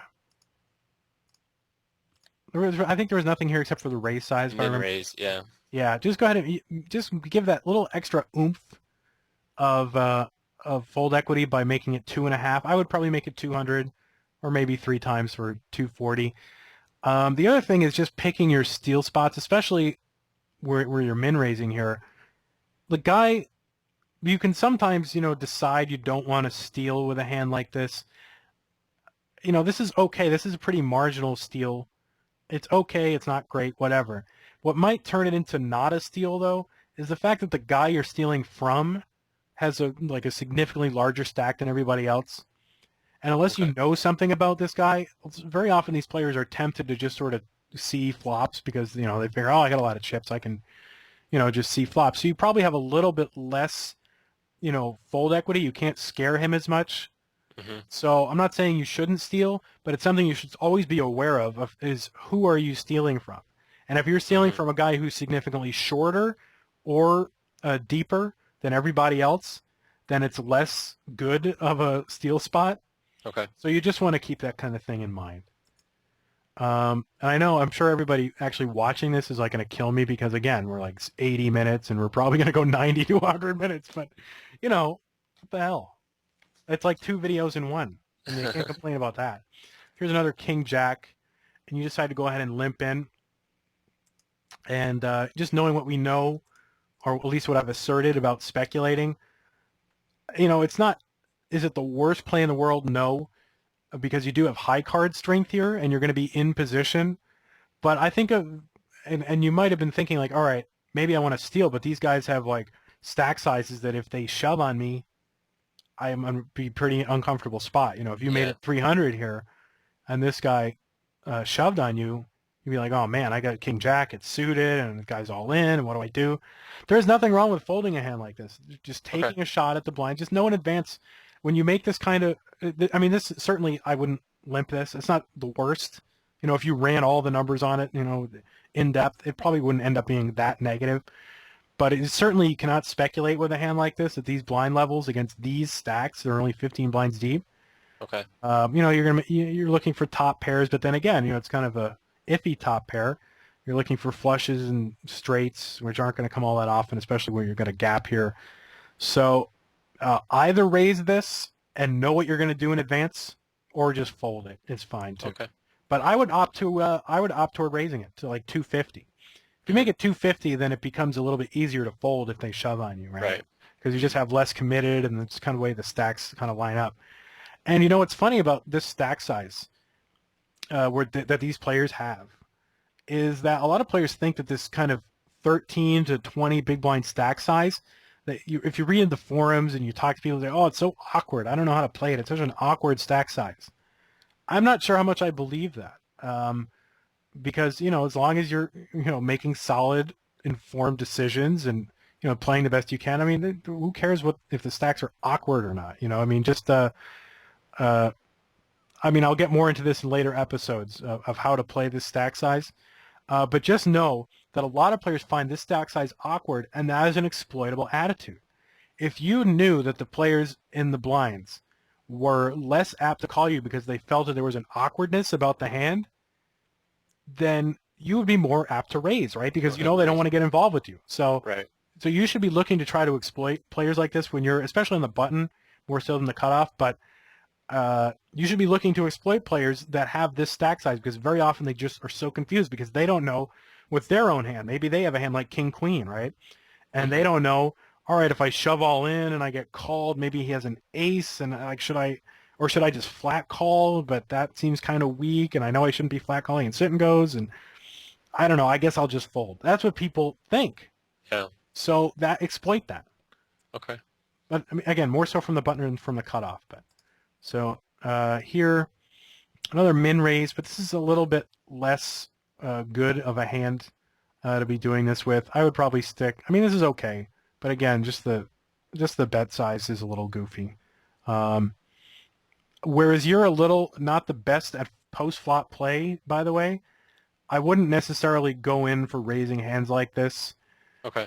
When it gets to be like the middle game where the stacks are about 10 to 15, I'm sorry, like 12 to 20 blinds, something like that, that kind of middle game where you can't quite push all in, but you can't quite make, these three, uh, well, I guess when the three times raise seems a little too much and stuff like that. Yeah. And where the blinds actually become meaningful, you can loosen up a little bit. But what I would do is I would loosen up maybe like by one seat, right? So if there Okay. is a hand that I would have played here, I'll play it here. So like ace jack, I would normally play here, but I would fold it here. You can go ahead Hmm. and raise the ace jack here. That's about how much I would loosen up in the middle game. Um, but not much more than that. Now, again, this Okay. isn't terrible because you're raising, and the overwhelming majority of the time they're going to fold. So it's not so bad. And that being said, they do all fold. And, again, you don't get punished. But so now it's the bubble, and again the min raise. And there's nothing wrong, with going ahead and raising King 10 here because player is now the bubble. Players are afraid to get involved and lose their shot at the money, especially where the stacks are all so close to one another. They think, I don't want to be the one that, when we're all tied, I don't want to be the guy that, screws it up, Hmm. and loses this many chips, especially when the blinds are so low. So you can go ahead and open a wide range of hands that are, reasonably playable like this, high cards, suited connectors, medium aces, some pocket pairs, things like that, if they'll let you. If they won't let you, then you have to sort of go back to, kind of just playing fairly tight and sort of respecting the fact that this is a delicate situation where you're all tied and one of you goes out, right? Hmm. So if you have players that are going to fold to you, go ahead and exploit that tendency. But if they're not, then you kind of have to play it close to the vest. Um, this guy limps in, you check, and so here's this hand I do not understand. So you would think now, having talked, Uh-oh. yeah, you would go ahead and fold this, I'm sure now, but you decide to go ahead and call. So I'm wondering where that came from. I mean, was that a misclick? I mean, I can't imagine. Probably setting up for a bluff or something. Like I don't put him on an ace, so I'll Yeah, represent it. So yeah. I mean, it's just on this kind of board, this situation is very, very delicate. Um, in the sense that, we all have basically pretty close to an equal number of chips. Anytime we get involved with another guy, we really, since we're giving up the possibility of potentially finishing in one of those top spots, we really need to be an overall really good favorite for anything that we do, right? Okay. Because we're risking, a pretty good shot at one of these three spots. So in order Hmm. to get involved, we really need to be a solid favorite if we're going to get deep in action. If we're gonna, be calling bets and making calls and betting against people who we know are going to call us and stuff like that, making moves. You don't necessarily want to be making multi-street bluffs on the bubble Okay. because just the chips that you gain, these chips aren't going to significantly increase your chance of getting into the money at all. So when we talk in this, if you notice in this episode, we aren't really getting all technical into ICM and all that stuff because I want to really keep it simple and give you sort of common sense things to think about. Okay. Later episodes, probably next episode, we're going to start to get into the more mathy kind of aspects and where all that stuff comes from. But just for now, just know that it's a really, really bad idea to get involved in like tricky and making re-raise bluffs and floating and so forth when the situation is so delicate that we really, I mean, Ace King board, even though he only limped in, he bets, right? Just fold it. We're wasting our chips. Our chips are very valuable right now. We don't want to waste them on like these really thin kind of moves that may or may not work and so forth like that. There are times to bluff on the bubble, but that's going to be when we're shoving all in on people. Okay. But not now. So this guy raises, this guy calls, and you decide to go ahead and call with the ace queen. And I don't hate it. I mean, it's fine. It was a very strong hand. And then again, it is the bubble, so we have to be really careful because any false move and that like totally screws our chance of finishing in a pay spot. Hmm. So this guy bets into the field. Now look at this action, right? This guy raised. He opened the pot for a raise and got two callers, right? And all of a sudden, this guy decides he thinks it's a good idea to bet into this kind of board with two high cards on it, with straight possibilities and certainly pair possibilities out there, into a flat caller and the initial raiser. Hmm. This is not a situation where we necessarily want to get all that involved, right? We don't want to really blow our chance of getting into the money, right? Okay. When somebody shows aggression here, we really have to respect it. So you decide you want to go ahead and call. Because it's such a small. I think you're thinking what? It's such a small bet into such a large pot. Yeah. You've got I have overcards, overcards. Yeah. and you've got the gut shot and backdoor flush and stuff like that.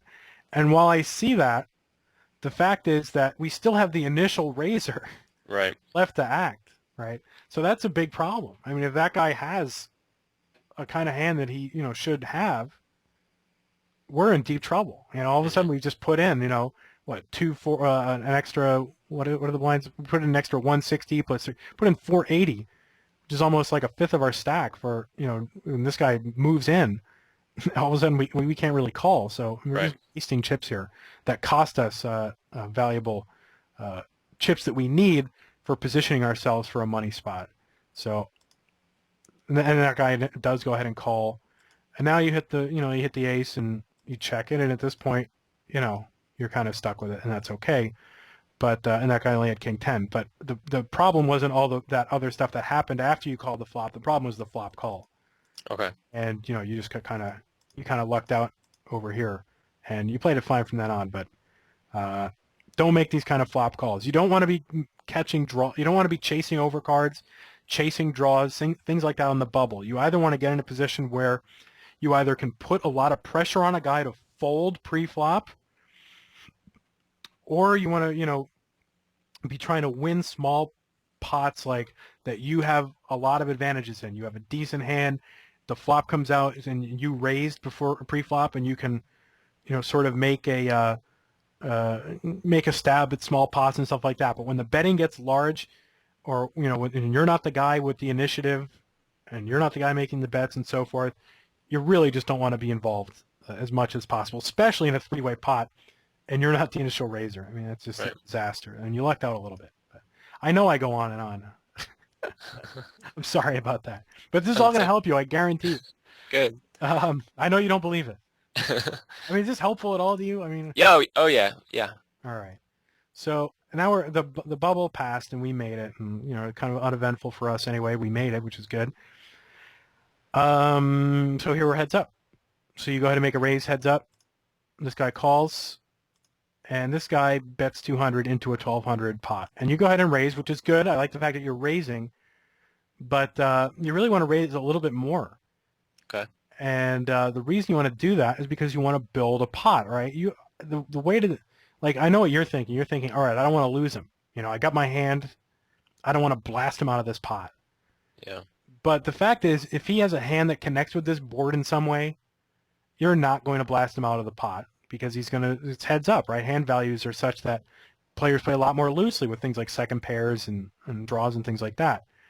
So if he has a hand that he wants to play, he's going to call this 200 chip bet as easily as he's going to call, maybe 800 or something like that. Okay. So what you want to do is, your goal with this hand is to get all in by the river, right? Is to make sure all the money goes in while you still have betting rounds, Right. But by making this bet, all right, he calls, it's 200. He calls it 200, and say he has something he wants to play. Then the pot is 2,000, and all of a sudden you have two streets to try to get in the rest of his chips. Whereas if you kind of make this bet larger, you're bloating the pot on the flop where you have a huge advantage.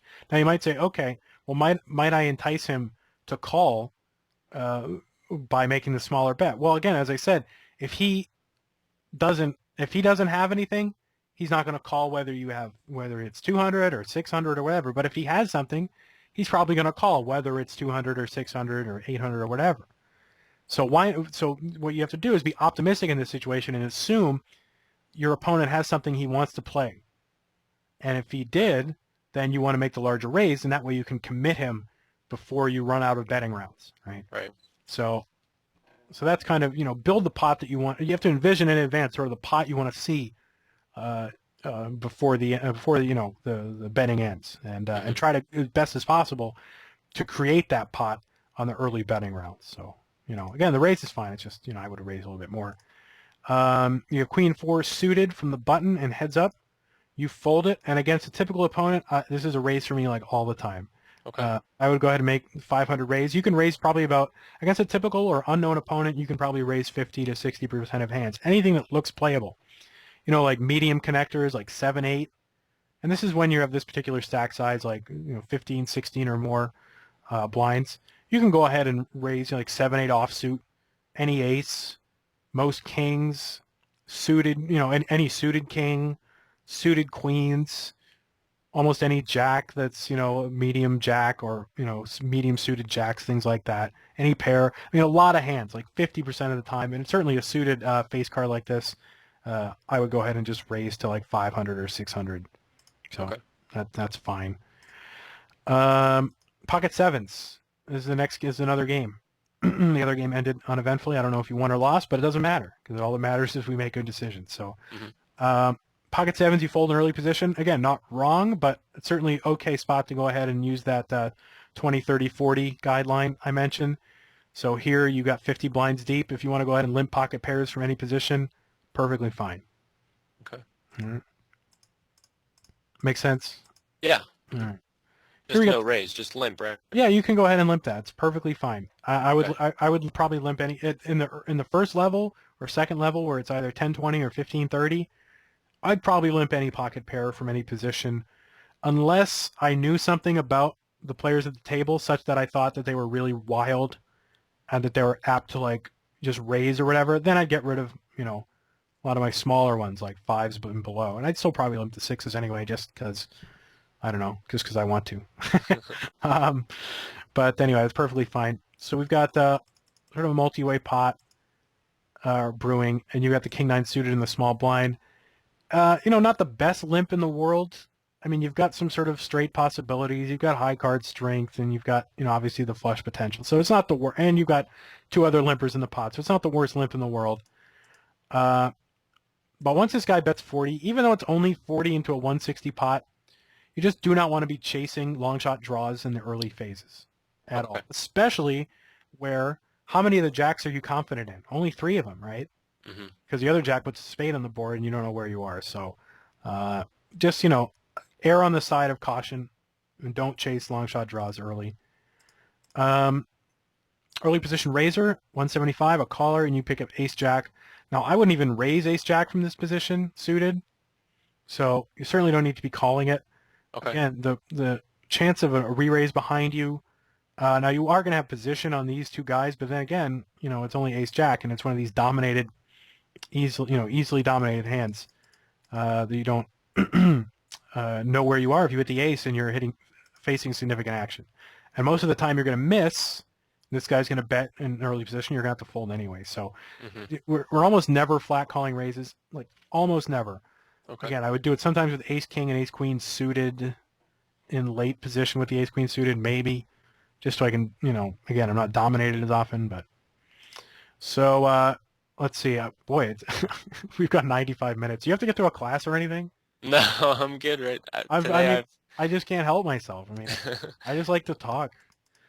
So we have an early position raiser, who, and I think flatting pocket tens is fine here because then you can sort of evaluate a flop. I don't like the fact that he called. You check, which is fine. He checks behind 2.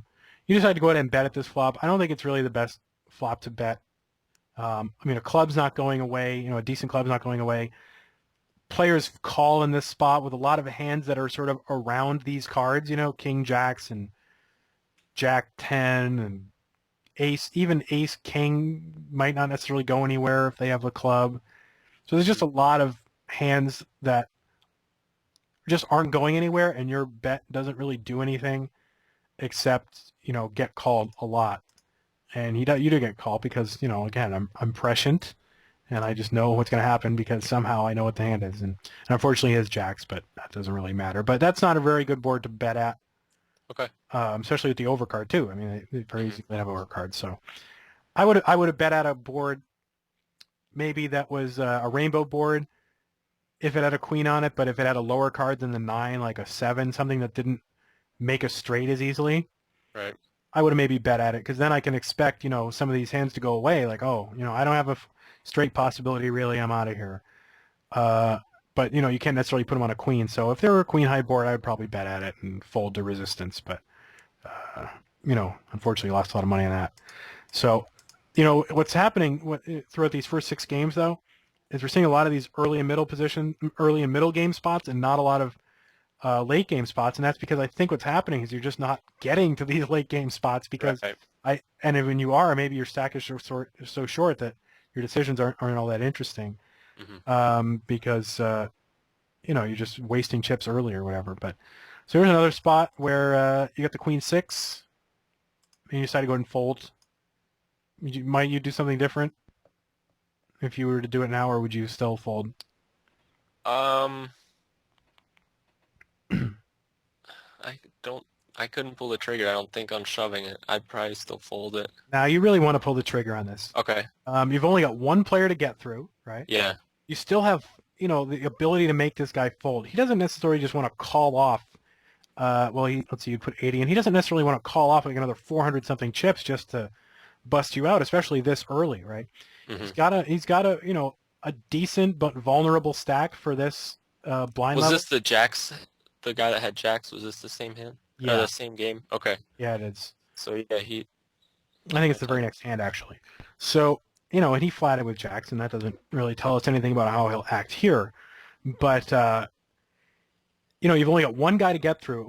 Now we're going to get more into this into later episodes, but I have sort of like these 4, and then I mean it's like 100 minutes in, and I'm getting it. I mean it's I don't know what's wrong with me, but it's basically like 4 factors you really want to balance in your mind when you're trying to decide whether or not to shove all in or not. Like when you get this spot, I don't know if this was an auto fold for you or if you actually thought about it for a second. But I usually wait until if I'm the last one to act, I yeah, still would click that fold and thought about it. yeah. If you go ahead and watch, I don't know if you've seen my other videos, but on deuces, but if not, that's okay. um, but I talk about these four factors that you want to decide about, or that you want to think about when you're trying to decide to shove. One of them is like what your hand is, obviously. Another one is like how often an opponent is going to fold. Another one is what you're risking, and another one is what the reward is, right? Hmm. So when you look at those factors, you don't need to have all four of them in your favor in order to make it a good shove. What I found is, and my video will explain it more, and we'll get more into this as we get to later episodes, but here again, we're just trying to get basic gameplay issues down. Um, you really want to, you don't really need all four of these to be in your favor. You really need like 2 to 2.5 of these, right? So our hand isn't all that great, right? So that's one of the factors. But fold Hmm. equity, we should actually figure and rate to have a decent amount over him. He's got a slim lead over a bunch of other guys. Everybody's left, but he doesn't necessarily want to just call off his 400 chips for nothing, right? So we should Right. actually get to be able to make him fold a good amount of the time. So that seems to be somewhat in our favor. And in terms of our reward, right? Well, look at our stack right now. It's 505. If we were to gain these chips, that would actually be a pretty good increase for our stack. I mean, we'd increase our stack by almost 50%. So that's a Hmm. really good reward. And as far as our risk, well, what are we really risking in this situation? Not all that much. I mean, look, everybody's left. We have this minuscule stack. We have like almost no shot just with this stack size alone if we don't get any more chips. We have almost no shot at making the significant, getting the significant places in the tournament that are like three, when we get to the final three. If we don't do something, we have almost no shot at getting there. Yeah. That means we don't have a very favorable situation right now as it is. So we're not risking much. It's not like, you hear this thing, oh, a chip in a chair. Well, not in this situation because we'd have to wait out. We'd have to wait out like six other guys, and that just Yeah. isn't going to happen. So our situation isn't all that favorable to us, so we're not risking much. The situation isn't worth a lot to us, and when something isn't worth a lot, you're more justified in risking it. So this is a situation where your risk is almost nothing, and that's kind of a shove indicator, right? When you don't have a lot, it doesn't hurt you to lose it, so you're justified in trying to risk it. Right. The reward is good because it's a huge increase in our stack, and our fold equity seems to be fairly decent. So you've got like 2.5 of these factors going, or 2.5 to 3 of these factors going in your favor, and that's going to make a good shoving opportunity. So I would have shoved this hand here, Okay. and pretty much almost any time you've got like seven blinds, and it's folded to you in the small blind, it's never going to be an awful idea to go ahead and shove. Okay. And for this band-aid that we're going to give you, I'm going to make that sort of an absolute just for now. Okay. Um, this hand I don't necessarily need to go through. What was this one? This was another pot building hand. Okay, so we're in the big blind with pocket fours. This guy raises, right? Can Hmm. we go ahead and speculate? Yes. Why is that? The blind size and the stack sizes. Yeah, remember my 20, 30, 40 kind of rule? I mean, Right. this is an example of that. If we can call a raise for set value, if the amount that we have to call, which in this case is 60, 60. if the stacks are 20 times that amount, at least, right? So here we call 60, we're going to be left with, well, 60 times 20 is 1,200. So obviously we have more than that. So this is a fine place to speculate, and you do speculate. So that's good. And we hit the Yahtzee flop, as Danza Smack says. I don't know if you've seen his videos, but he always says the Yahtzee flop. And so now we want to build a pot, right? We immediately want to start thinking, all right, what's the best bet sizes we can make to best affect that, right? So you go ahead and check, and I would just lead right out. A guy there's a limper and a guy raises, so he's marked to have a fairly decent range. So I would just go ahead and lead right out in the interest of building that pot as soon as possible. Checking isn't so bad because we can sort of expect him to follow up on his pre-flop aggression with a Hmm. continuation bet that we can somehow collect or maybe check raise or whatever and hope to trap him in with like his overpair or that he hopefully has. But we go ahead and check, and now all of a sudden we've got two streets left, to try and get the money in. And there's only 225 in the pot. So if we made a pot size bet here, 200, and the pot would be about 600 if it got called, and we'd still have 1,200 left to try to get all in on the river, which would be pretty hard, right? Mm-hmm. Which is why you want to start building those pots early, So I would leave the flop here to build the pot, and here you just decide to call, and that does not do anything for building the pot, because now all of a sudden, here's the river. The pot is 465, and we have to try to somehow get 1,300 chips into it. Mm-hmm. Now, that's really hard to do. You can't just bet the 1,300 and expect him to call. Right. Well, he might if he has an overpair, but that's kind of a scary board now. 5, not that we have to have a 5, but it's a paired board and kind of straight heavy. But if we bet the 400, he might just elect to call, and then we don't get all in, He might put in a raise, possibly. So that's why when you had that opportunity on the turn to try to put that check raise in, I would have done that. Okay. Just the interest of building the pot. And how much would I have bet? I don't know. Almost any amount is going to start building you that pot you want. If you envision what it's going to look like, say you put in 500 here, right? So so he would call 500 and you put in 500. The pot would be about 1,200, and now all of a sudden you have 900 chips left behind, which is a lot easier proposition to try to get that all in on the river, because that's just like a normal size kind of 3/4 bet, right? Right. So you always want to be thinking about like manipulating that pot to affect to produce the kind of pot that you want to play by the river, right? So you don't want to think about, all right, I'm just going to slow play, because what can you expect if you just check and check call? Are you expecting some massive fireworks to happen on the river? It's just not going to happen, right? It's not. So you really want to put you want to take responsibility for building the pot that you want, and not try to get the other guy to build it for you. In the vast majority of cases, sometimes you can get him to do that, but here I wouldn't. So here a guy limps in on the button. Again, we're not really going to be playing very much from the small blind. We don't really know what hand we're trying to hit here. We're just calling as, oh, it's an ace and it's 20 chips, and it's just going to get you into trouble if you flop an ace or whatever. So there's no need to just play hands like that, and you do fold, which is good, but don't limp in the first place. Okay. Pocket eights, you raise here. It's a little bit early to be raising the pocket eights. Again, pairs I would raise here. Pocket tens maybe. I might even limp pocket tens, although not necessarily at these blind levels. Here, the eights are going to be that kind of fold that you want to make that's just really disciplined kind of fold, where none of the options seem to be decent. Raising is a little too sprightly. It's so many players left to act behind you. You can't really stand a re-raise from any of the larger stacks. You don't really have a good chance of just stealing this pot outright. And that yet you can't really limp for set value all that well, because you're going to be out of position, your stack's a little bit short. So it's just kind of a fold that you have to have the discipline to make. Okay. And just stick with those tight ranges, tens and up, so forth. Is it super bad? No, but it's probably not a winning play. So here's a guy that limps. The big stack limps in early position. You decide to go ahead and raise with the king jack. Not really advisable raise, in my opinion.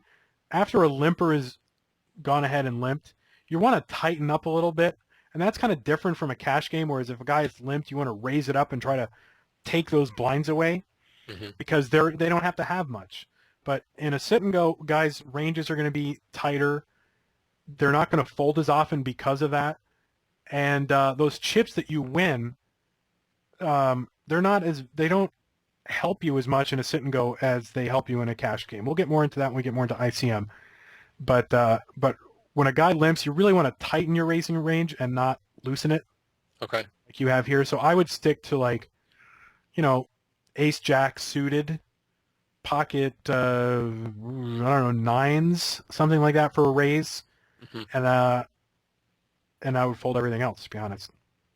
I wouldn't even limp behind with a lot of hands. And the other thing is too, you have less of a chance to make him raise fold because he's got one of these larger stacks, right? So he's less threatened by you. So you don't have any fold equity, which is what, if you're going to do this play is going to depend on being able to make him fold, and that's sort of a mitigating factor against that. So we're almost to the end, everybody. This video is going to be 2 hours. It's shocking, and I apologize, but again, if they came out with 2 sit and go videos on Thursday, you wouldn't be upset. So here you have the ace jack on the button. you've got how many blinds? 9 or so. You decide to go make it. You decide to go ahead and make a standard raise. Just go ahead and shove when you've got 10 blinds or under, and you've got a hand you're going to play anyway. Okay. Because again, it's that same kind of thing where it ends the hand now. It simplifies the decision making. Like if you raise here and this guy calls, and you miss the board, then that's going to really suck for you, right? I mean, Yeah. if you put in like a third of your chips, and you don't even get to see it to the end. Mm-hmm. Whereas here, and the other thing is too, you very well might have the best hand on a flop that you miss, right? I mean, you ace jack high isn't always a terrible hand. You can often be ahead.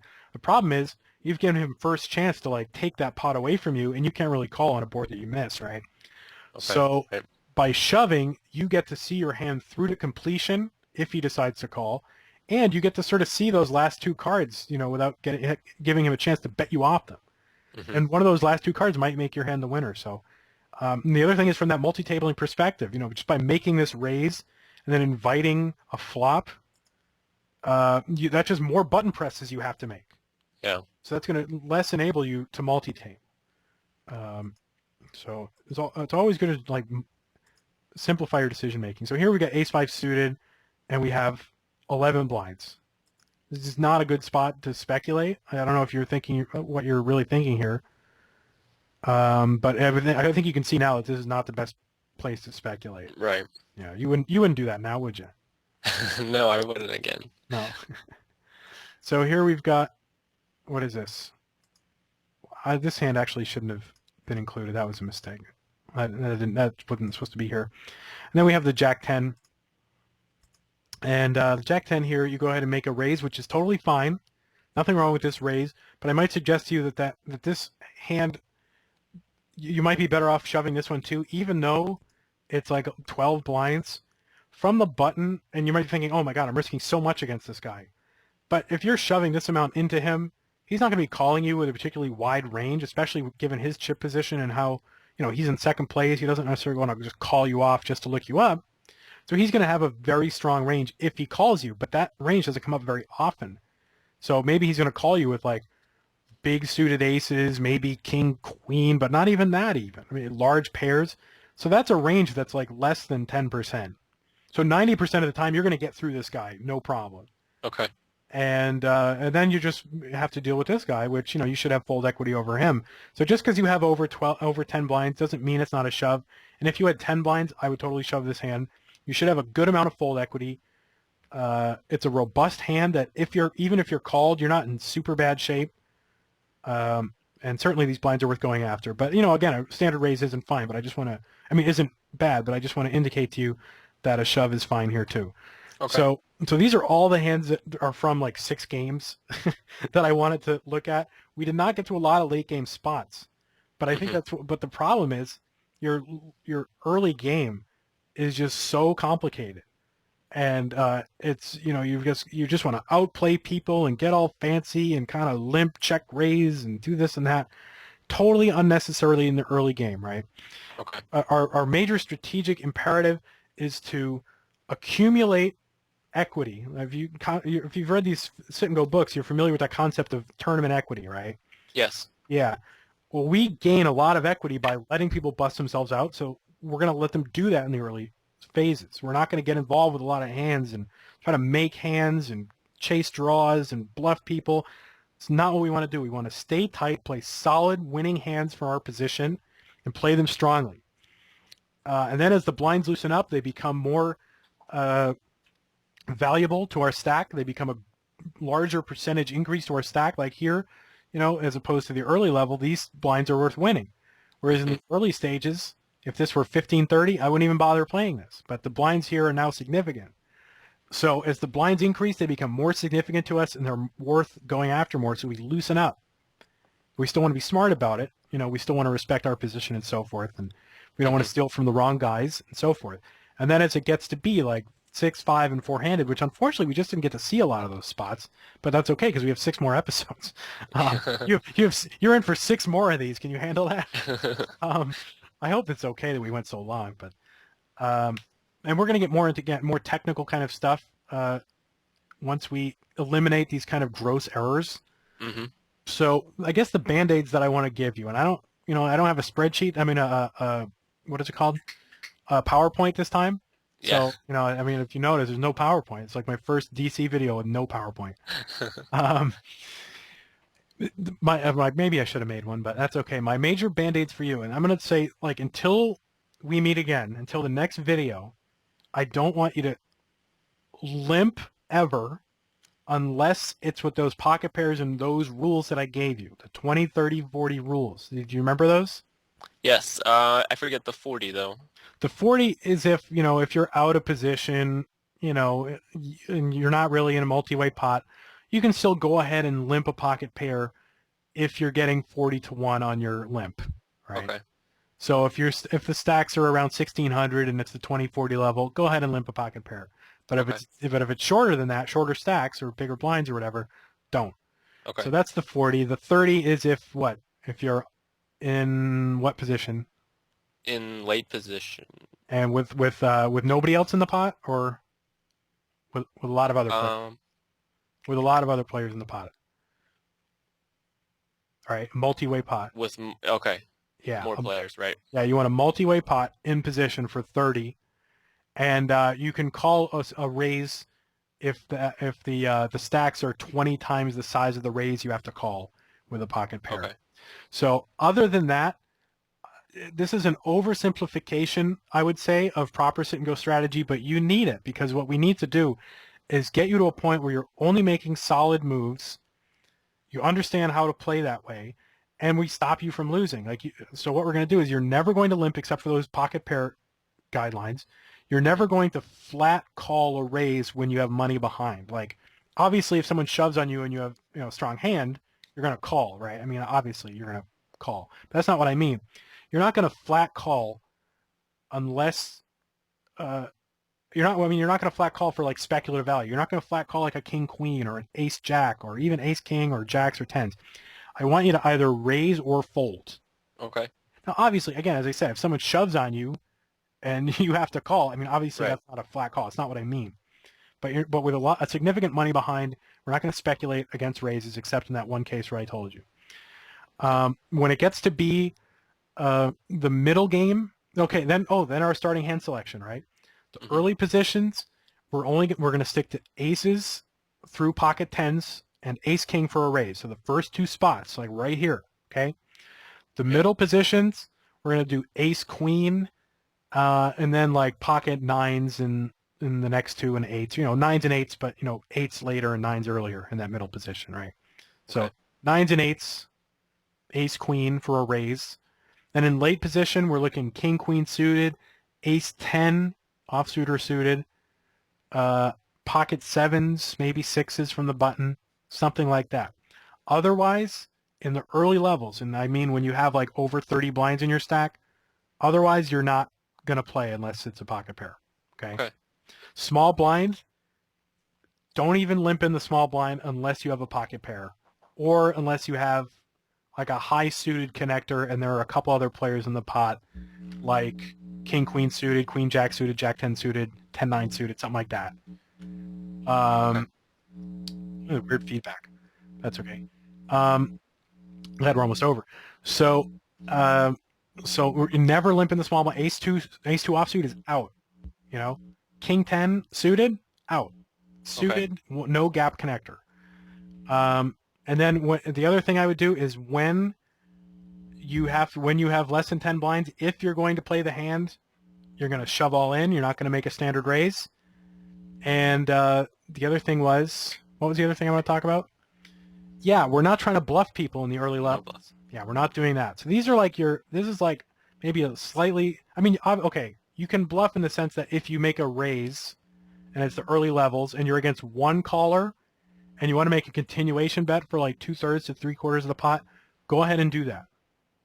Okay. Otherwise, but we're not going to follow up if we miss any calls. We're not going to like make these multi-street, multi-layered bluffs and floating, and it's all out. Not doing it. So, and then what's going to happen though is you're going to see that you're going to play these two tables and you're going to be bored. So you can start to open up tables because you're going to see that you're not getting involved in all these weird situations and trying to outplay people and all that. All right. So that's what I want you to do from now until we meet again. Okay. And I think that's going to it's going to be an oversimplification slightly, but it's a winning style. Even though it's not the best style, you're going to win, or at least not lose. Okay. Obviously you might end up losing because of variance, but Right. it's a winning style. So I'm going to go ahead and put it into this 2-hour video. And again, I apologize to all those of you who were not prepared with Red Bull and Dramamine before we started. But maybe I should put that in the description. So anyway, I'll try to make it shorter next time. So again, and the next time what we're going to do is we're going to look over some of the games that you've played under these restrictions that I've given you. Okay. And then we're just going to see what else kind of pops up as a problem. But we're also going to see how it's simplified your decision making. And then what we're going to do, we're going to get into some more technical analysis. Here, I've just kind of asserted what you should do with very little justification. I mean, there's been a little bit of reasoning out, but we're going to get into some more kind of technical stuff like ICM and risk reward and exactly how pushing and folding works, hopefully if we get these spots. So anyway, until next time, deuces crack fans, I will see you next time.